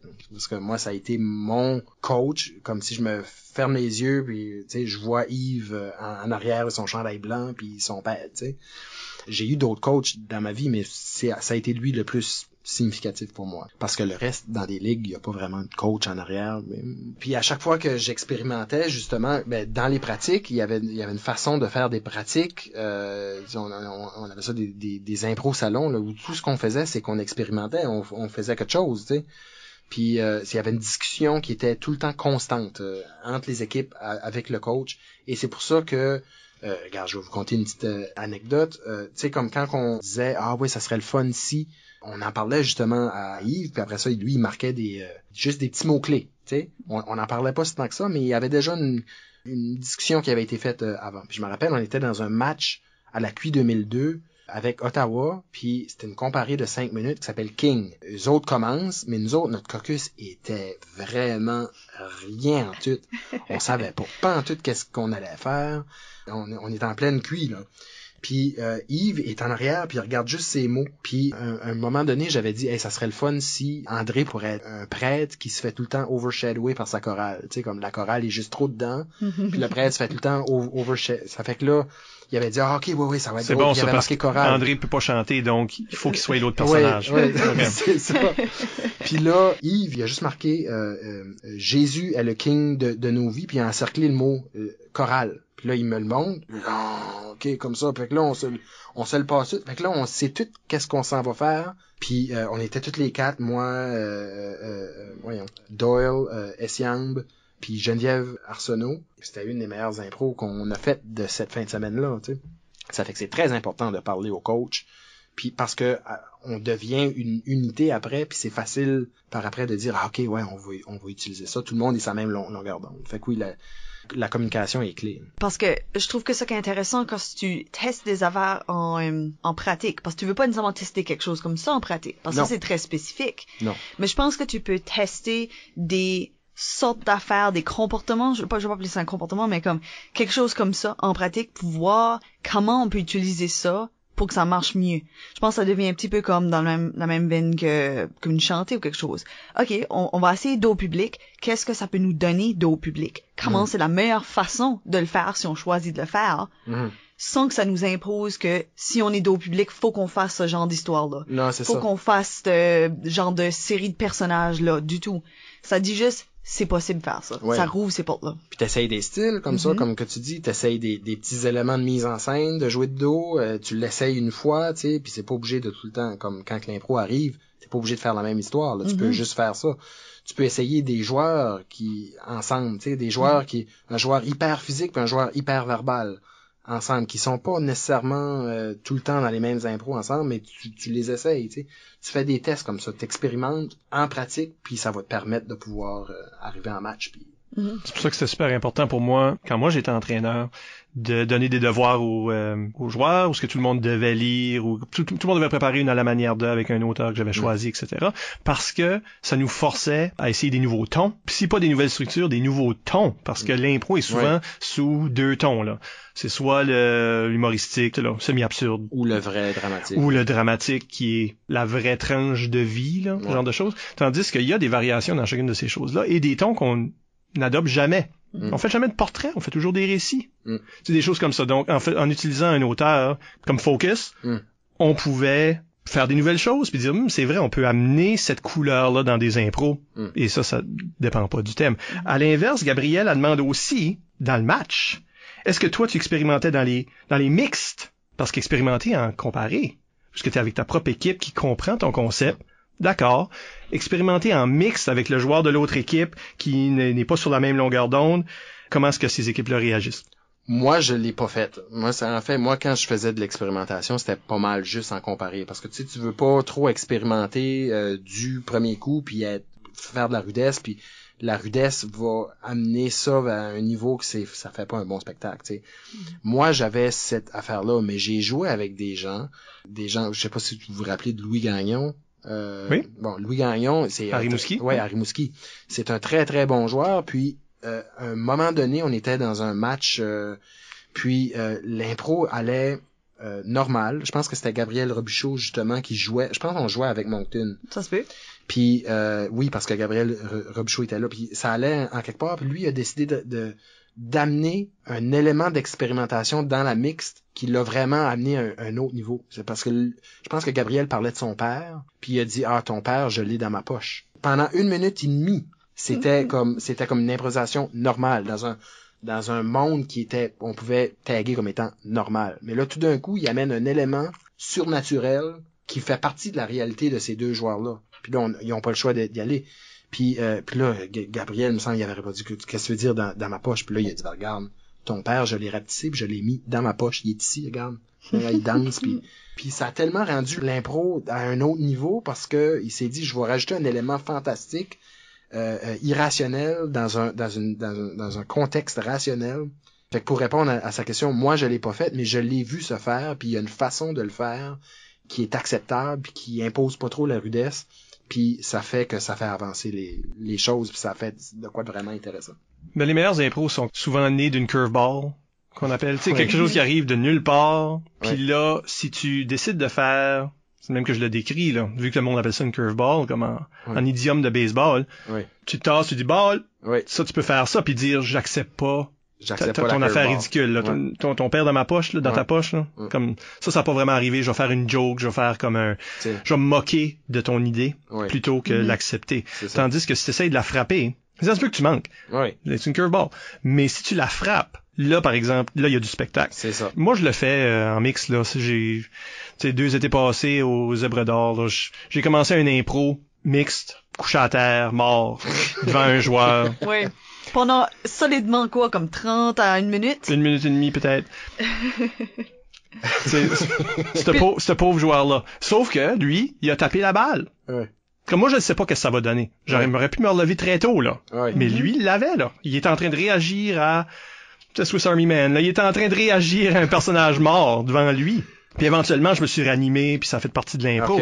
Mais... Comme, qu'est-ce que ça fait? Comme ça, c'est briser un règlement, là. Je m'excuse, j'ai rentré en mix puis j'étais déjà mort. J'étais un objet. C'était une rudesse, c'est comme dans la version classique. Oui, c'est comme si le joueur, parce que la rudesse est dans les 2 sens, hein. C'était comme imposé. C'est comme imposer une situation. C'est forcer ce joueur-là à jouer tout seul. Quand ce que lui rentrait en mix, c'est pas cool, là, de ma part. C'est pas cool. C'était pas cool, Mike. Imagine s'il y avait pas de cocus l'autre bord, là, il est tout seul, là. Mais c'est cool du sens que t'as essayé de quoi? T'es pas connu, toi, comme étant un gars qui va tout le temps faire ça, tu sais, je veux dire. Ah non? Non, mais je veux dire, ça fait longtemps que tu m'as pas vu jouer. Non, mais je veux dire, tu vas pas commencer chacune de tes impros en imposant de quoi, tu sais, mais tu l'essayes une fois de temps en temps, puis moi, mes curveballs sont souvent, on n'a pas d'idée, j'ai pas d'idée, je vais créer une mise en scène qui force une idée.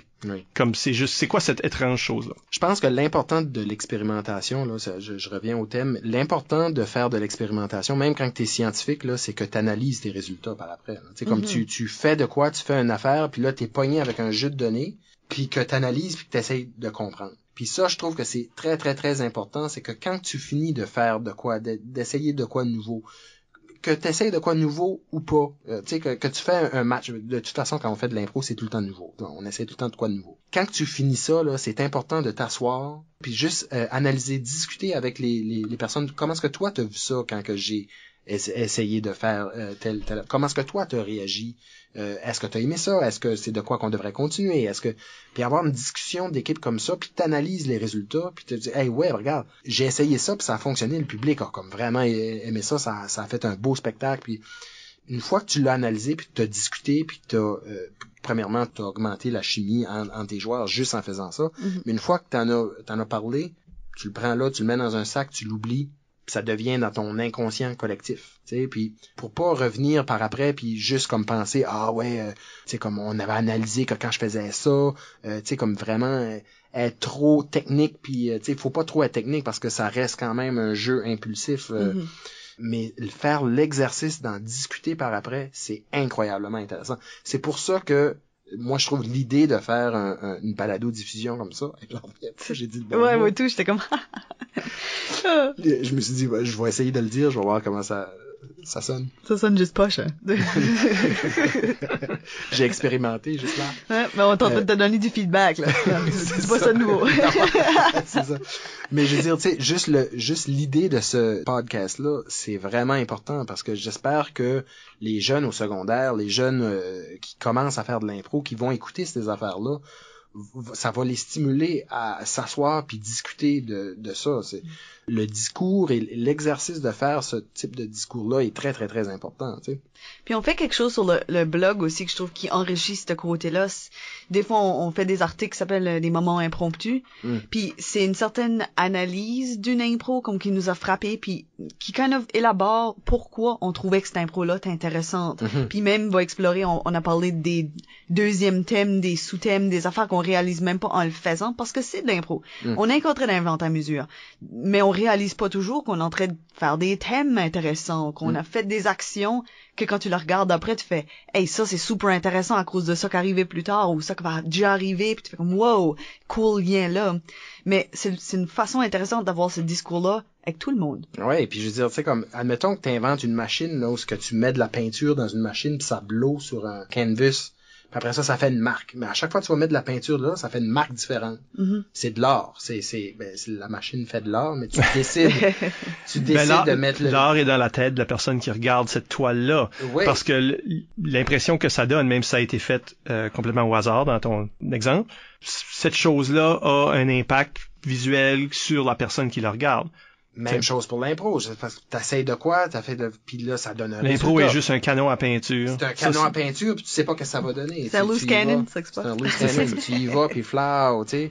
Puis après ça, c'est important de prendre un recul, puis regarder la toile qu'on vient de créer, et puis de dire, hey, tu sais, regarde ce que ça a donné quand on a fait ça. Maintenant, brûle cette toile. Maintenant, brûle cette toile. C'est ça que c'est l'impro. Ouais. Il y a rien qui reste. Mais c'est important. Comme l'aspect analyse à la fin du match, c'est très important dans l'expérimentation, selon. Ben, je pense qu'aussi, comme des fois, on fait ça, puis on pense qu'on va avoir un résultat, puis on aura un différent résultat. Comme par exemple, on reprend la métaphore de peinture de canon, là. Disons que t'as une toile devant toi, tu shoots le canon de peinture, mais tu manques ta shot. T'avais pas bien comme anglé l'affaire, puis t'as comme juste comme la moitié que de la peinture, puis le reste c'est juste comme un canvas vide, là, tu sais. Mais ça, c'est pas nécessairement inintéressant non plus. Ben non, c'est ça. Non, justement, je trouve que c'est intéressant comme image parce que t'as du vide, mais t'as de quoi quand même. Puis t'as de quoi discuter là, tu sais. Ah ben ok, je vais tasser la machine de 2 degrés, ou tu sais. Non, puis l'art contemporain se veut expérimental de cette façon-là. Comme ça, c'est des expériences qui ont eu lieu dans les années 60-70, qui ont amené à la mort de la peinture d'ailleurs. Ils ont tellement rendu ça minimaliste qu'il y avait plus de peinture, puis les départements de peinture et gravure de 2 dimensions ont fermé à travers les universités du monde occidental. Parce que tout le monde faisait du Jackson Pollock. Jusqu'à temps que quelqu'un a trouvé une façon de réinventer le 2 dimensions. Est-ce qu'on est en train de dire que c'est peut-être ça qui est en train de se passer au Québec? Je sais pas. On le sait pas. Maintenant, il n'y a plus de peinture, mais il faut que quelqu'un comme on le sait pas. Réinvente quelque chose d'une nouvelle direction. Mais ça, c'est nous autres qui jugent ça. Mais eux autres, quand ils sont là, c'est pour ça que je dis, là, c'est c'est une frustration. eux autres, là, ils sont bien à l'aise avec tout ce qui se passe là. Puis il y a des bonnes choses. Je veux dire, là, vous autres, vous avez fait les impromptus, les affaires théâtre, t'es très expérimental, mais là, il y a maintenant des troupes là-bas, c'est juste ça qu'ils font. Là, non, il y a un marché là. On sait qu'on n'a pas inventé ça. Là. Ah oui, puis on rigole non, là. ça, on n'est pas en train de nécessairement juger le Québec là. Ouais. On juge pas, on compare parce que ça. Pas la même grosseur de communauté. Je pense qu'il y a plus de place à... Puis tu as plus besoin de te varier dans une population où ce que... Oui. Il y a peut-être 6 ligues dans la même ville. Exactement. Facilement. C'était ça. Ouais. À Montréal, tu peux aller voir de l'impro tous les soirs si tu veux. Oui, c'est ça. Ils ont maintenant une bande dehors. La LNI ont décidé de faire une bande dehors où ce que le monde peut juste, de façon impromptue, aller faire de l'impro quand ça leur tente, au milieu du chemin. Wow. Yeah. Martin Savoie sur Facebook dit je me souviens qu'à la Gougoune 2007, Phil avait improvisé à la guitare le temps d'une impro musicale, ce qui inspire la question suivante. Quelle est la part de la responsabilité des officiels dans la liberté qu'on donne aux joueurs d'expérimenter? Je pense que les officiels, il faut pas trop qu'ils essayent de se créer un spectacle dans la tête pour eux autres avant de l'imposer. Tu sais, j'ai vu des arbitres à Rimouski qui arrivaient puis qui venaient voir avant. Ah ouais, j'ai fait une impro là, ça va être une catégorie puis cette catégorie là, ça va faire telle affaire. Puis c'était tellement comme tous les éléments étaient tout tellement préchoisis avant que le joueur fallait juste qu'il essaye de naviguer là-dedans puis qu'il sorte. Du moins qu'il show up, t'es correct. Là. Comme c'est facile d'être déçu quand t'es arbitre, t'écris un thème, tu t'es attaché à qu'est-ce que toi t'aurais fait. Tu t'attaches à ton propre caucus. Oui. C'est ça. Puis là, les joueurs font pas ça du tout. Ouais. Puis ça peut être très frustrant. C'est très frustrant. Puis là, ça le dit, OK, ben la prochaine fois que j'ai une bonne idée, je vais essayer de la meubler encore plus pour qu'il fasse exactement ce. Puis je trouve que c'est dangereux. Ça fait que, tu sais, c'est correct d'être là comme arbitre puis d'essayer de mettre une plateforme en place pour que les joueurs peuvent eux autres amener qu'est-ce que les autres veulent toi, faire. Toi, t'es pas en train de créer le spectacle, t'es juste en train de créer des opportunités. Exactement. Puis si tes opportunités sont de qualité, puis si toi t'as encouragé assez tes joueurs, ta ligue, ton équipe, de faire, qui ont le droit d'expérimenter, qu'on veut voir du nouveau. Oui. On va avoir un spectacle Puis là, les officiels, eux autres, comme surtout comme dans les ligues du Québec, là, qui font comme des affaires plus différentes, les officiels ont tellement une pression qu'ils devraient pas avoir, parce que là, ils disent, OK, c'est moi qui est en charge, là. Ils deviennent un peu le directeur artistique du spectacle. Puis là, ils disent, OK, il y a un public qui vient me voir, il faut que notre ligue soit meilleure que l'autre ligue. Puis là, il y a une pression qu'il n'y a pas besoin d'avoir, tu sais. Mm-hmm. Puis dans le cas où je jouais de la musique à cette gogoune-là, je pense qu'on avait essayé de faire une musicale, tu sais, bon, on va essayer de faire une musicale, puis qu'il y ait un vrai musicien, on va voir un peu comme que ça se fait dans la LNI classique. Plutôt que d'avoir une trame sonore, là, c'est quelqu'un qui joue puis qui est capable d'improviser avec eux autres. Ce cas-là, je dirais que ça, c'est acceptable parce que là, c'est pas comme si c'est juste ça que tu fais, tu sais. Ça fait que... Ben, je pense que c'est important, I guess, dans ce contexte-ci, c'est surtout l'arbitre, mais I guess les officiels en général, de reconnaître chez les joueurs de l'expérimentation qui est pas prévue de leur côté. Si le joueur amène quelque chose super expérimental, c'est sûr qu'il faut quand même, des fois, ils ont brisé un règlement pour que cette idée-là soit possible. Puis c'est sûr que ça, faut que tu punisses. Mais tu sais pourquoi tu le punis. Tu le punis pas par correction. C'est par, t'as pris un risque, c'était super intéressant, faut que je te punisse pareil. Oui, c'est ça. Et le joueur, c'est ça, parce que moi, j'ajouterais comme je renchérirais sur la question à Martin en disant, c'est pas juste la responsabilité des officiels d'assurer qu'il peut avoir de l'expérimentation, mais c'est vraiment la responsabilité des joueurs d'expérimenter, puis d'innover, puis d'essayer ces choses-là, puis même si ça te pogne une punition, par exemple, qui serait comme une conséquence, ou même si ça floppe, donc la conséquence est un non-vote, faut constamment innover, puis se réinventer, puis se rafraîchir, parce que le monde peut venir tanner de nous voir jouer, mais aussi, faut ajouter à ce canon-là de l'improvisation. C'est ça, d'où quand on essaye de rassurer les joueurs qui attrapent des punitions, tu sais, j'ai gagné 2 fois le joueur le plus puni, mais j'avais beaucoup de moins de punitions quand c'était vraiment une phase dans le cum que j'avais. 26 punitions d'une année, une fois. Oui, c'est dans une année? Combien de matchs? Ah, ben, vous jouiez un match chaque soir. Ouais, puis je jouais 8 matchs par soir. 8 par Mais c'est ça, attraper des punitions, c'est la conséquence d'essayer de pousser les limites de l'impro, justement de faire de l'expérimentation. Comme t'as mentionné, Michel, plutôt Sam Chasson qui faisait tu me puniras, puis rentrer dans l'impro, faire quelque chose qui était un risque. Mais tu m'as déjà mentionné que la majorité du temps tu punissais pas. Tu sais, c'était intéressant. Pour moi, l'important, c'est que le spectacle est bon, là. Ouais, c'est ça. T'sais, si t'as pas brisé une procédure illégale, là, toutes ces choses-là qui sont vraiment techniques puis spécifiques, là, t'as sorti de l'arène, t'as, là, des affaires de même, là. Du moins que t'as pas fait ça, je pense que c'est la responsabilité d'un arbitre de faire un choix sur place. Est-ce que l'expérience était un bon résultat assez que on le laisse passer? Je pense qu'on peut faire ça. Puis je pense qu'il y a deux sortes de matchs qu'un arbitre peut arbitrer. Il y a un match qui est plus pédagogique, comme donc les matchs qu'on voit au secondaire, qu'on voit tout ça, où ce que là, les punitions servent d'outils pédagogiques pour apprendre aux joueurs que quand tu fais tel comportement, la qualité de l'histoire en souffre. Voilà. Et voilà. Fait que là, on punit. Mais là, quand on vient à des places qui est plus comme le Zèbre d'or, ou à ce moment-là, les punitions sont partie intégrale du show. Ça fait que là, si un arbitre décide de punir, c'est parce qu'en quelque part, ça va être de quoi de bon, tu sais. Mais c'est plus vraiment pour former la personne. La personne qui joue sait déjà comment jouer, puis tu sais, ça peut peut-être servir à éduquer le public un tout petit peu, un nouveau public qui vient, mais en temps normal, je dirais que c'est les deux types de matchs. En fait, j'ai joué récemment, là j'étais à Saint-Louis-de-Cannes, à cette heure, je reste là, je commence un peu à m'impliquer à faire des activités d'impro, à faire des ateliers et tout ça. Il y a eu un match entre la petite école de Richibouctou et la petite école de Saint-Louis-de-Cannes, où les deux équipes jouaient ensemble, puis je le savais que dans le public, c'était tous des parents, puis ils savaient pas tout à fait comment ça marchait. Fait que mes caucus, je les laissais aller pendant 1 minute. Je doublais le montant. Puis la première chose que je faisais, c'est que j'allais écouter le caucus de 1. Après ça, j'allais écouter peut-être 10 secondes du caucus de l'autre, juste pour voir comment est-ce que ça allait. Puis après ça, j'arrivais en face de la scène, puis j'expliquais aux gens, là, on s'apprête à avoir une improvisation chantée. L'improvisation chantée, c'est un monde où ce que tout le monde, t'as pas le choix de chanter. Nous autres, on parle là, on va voir des joueurs qui font juste des chantés. Puis là, les parents étaient comme, Fait, je veux dire, il y a différents rôles d'arbitre. C'est pas ça le thème, mais je veux dire, il y a différents rôles d'arbitre. Puis moi, dans ce cas-là, juste le fait que j'expliquais au public qu'est-ce qui allait se passer, ça a vraiment permis de faire de quoi de bon, là. Ben, est-ce que tu dirais que, comme on parlait de rentrer toute cette information là dans la machine, puis là, on sort 2 votes, est-ce que il y aurait un élément de vote de l'arbitre, pas nécessairement dans le sens d'un vote de quel qui était meilleur, mais dans le feedback qui vient de les officiels aussi? Ouais, non, c'est ça, ça serait, en termes de design expérimental, ça serait peut-être difficile d'intégrer ça là-dedans. Hein? L'arbitre est comme un contrôle. L'arbitre, ouais, ça pourrait être vu comme ça. Hein? Ça pourrait être vu comme ça, mais... Je dis des choses scientifiques comme si je savais qu'est-ce que je disais.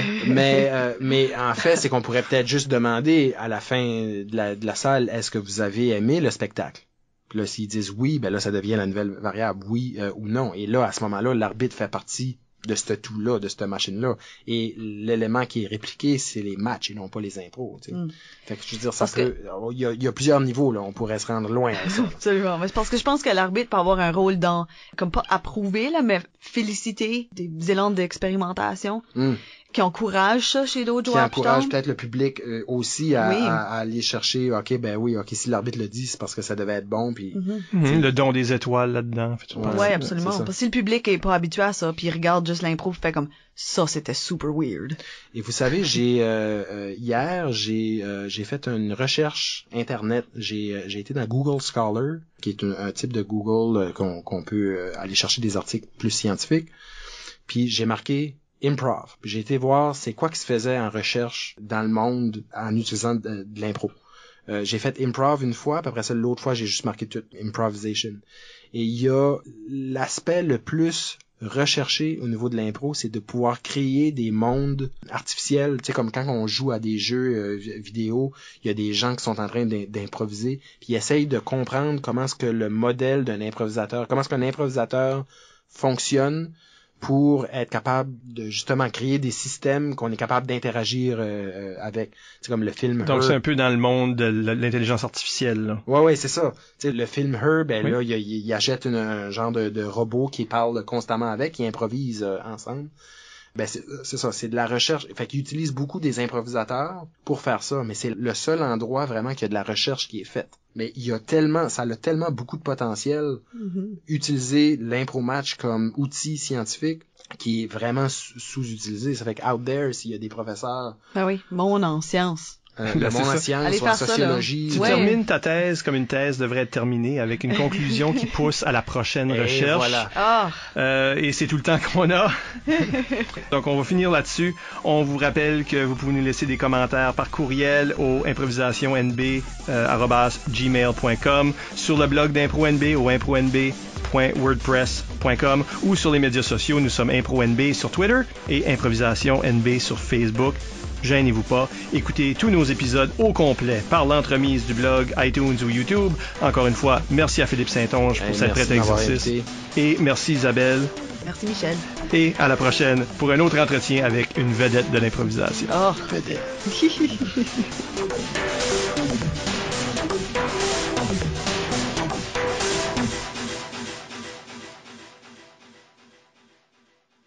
Je peux pas vraiment fermer mon cellulaire parce que je suis appelé, faut que j'aille encore, là, sur Ça sera cocasse. Ça sera Pas cocasse. grave. Urgence de mollusques ou... Non, c'est une urgence d'ours dans cette ici. On regardait Jaws hier. Ah oui? Oui, puis il y a un personnage qui est toi. Ah oui? Oui, ben il y a le biologiste marin qui les aide à lui c'est les requins au lieu des mollusques, mais je peux imaginer au lieu de Jaws comme je sais pas qu'est-ce qui serait Ça qu'est-ce qui serait- serait un terme de Ben, au lieu des mâchoires. Ben, ça pourrait être la grosse bivalve géante. Bivalve. Ça s'appelle bivalve. OK. Puis, à un moment donné dans le film, tu sais, là, les bivalves, il y a comme des mollusques en train de manger du monde, Ouais. comme qui attaquent du monde. Peut-être qu'ils s'incrustent juste comme une moule. OK. Je sais pas, ben, en tout cas, le monde panique. Ah, mais il y Ouais. aurait definitely comme le King Kong, comme je suis sur le bord d'une building, mais je suis un mollusque, là. Je suis un Ça serait mollusque. awesome. Avec son, Juste comme, un extra byssus. Oui, oui, c'est ça. Fait que là, on sait pas comment, comme je sais pas, le chef de police, tu sais, comme Parley Beach va fermer, là. Oui. Si les attaques continuent, puis le maire de Shediac veut rien savoir. Mais, parce que c'est le même film. Puis là, ils sont obligés d'appeler un biologiste marin, quelqu'un de scruffy, puis qui a l'air de rien. Ça, c'est toi. Ça, c'est quoi, ça? Fait que Phil Saint-Onge arrive. I think we're gonna Il- need a bigger boat. Ouais, il est Richard. Ben, ça, c'est le police qui dit ça. Ben, c'est le. Non, ben, c'est le. Moi, je dirais ça en tant que Oui, toi, tu biologiste, serais ouais. Richard Dreyfuss dans Ouais, l'histoire. ouais, c'est ça. Ce serait parfait, t'as même le casting. Steven Spielberg, nous écoutes-tu? C'est le temps de refaire Jaws, mais Hey. comment on appelle ça? Bivalve. Bivalve. Bivalve. Mais, to be fair, Bivalve. ils ont fait 3 Jaws. Je pense qu'ils peuvent nous donner 4. Bivalve. 4? Non. Oublie pas Jaws the Inacceptable. Revenge. Non, j'essaie de l'oublier beaucoup. Je pense sérieusement que j'en ai pas vu un au complet. Même de pas le Jaws. premier? Non. Ben, le premier est... J'ai vu les... Franchement, le premier vaut la peine. J'ai vu En les... plus que c'est dans ton domaine. Ouais, ben c'est requin. Je veux dire, c'est pas vraiment... C'est tout dans l'eau. C'est tout dans l'eau, mais c'est comme si tu demandes à un ophtalmologiste de guérir mon athlete's foot. C'est comme, c'est... Ben, il y aura une idée, Il va juste te diriger à quelqu'un d'autre, tu sais. quand même. Ouais. Il peut reconnaître un pied quand il en voit un. Oh, ouais, c'est ça. Surtout si il étudie les bivalves, parce que les bivalves ont des pieds, c'est comme ça qu'ils sont capables. Anyways. Ah, joke pour les biologistes out there. Ben, il faut qu'il y ait une crowd de biologistes qui va écouter l'épisode parce que Ben, j'espère. c'est comment souvent. On a tout le temps des comédiens, on a Ouais. tout le temps des enseignants, on a tout le temps du monde qui n'a pas de job vraiment. Puis, c'est ça qui C'est ça. c'est ça qui est réservé aux improvisateurs, mais dans ton cas, un scientifique. Je pense que... Hey, ça pogne vraiment tout, hein. Correct. On peut couper ça. Couper au couper ça. montage. Oui, c'est bon. Le blooper est juste ce son-là. Mis en- Over and over. Moi, je suis pas mal sûre qu'on peut faire comme un dance hit. Je sais que ce bruit-là, over and over.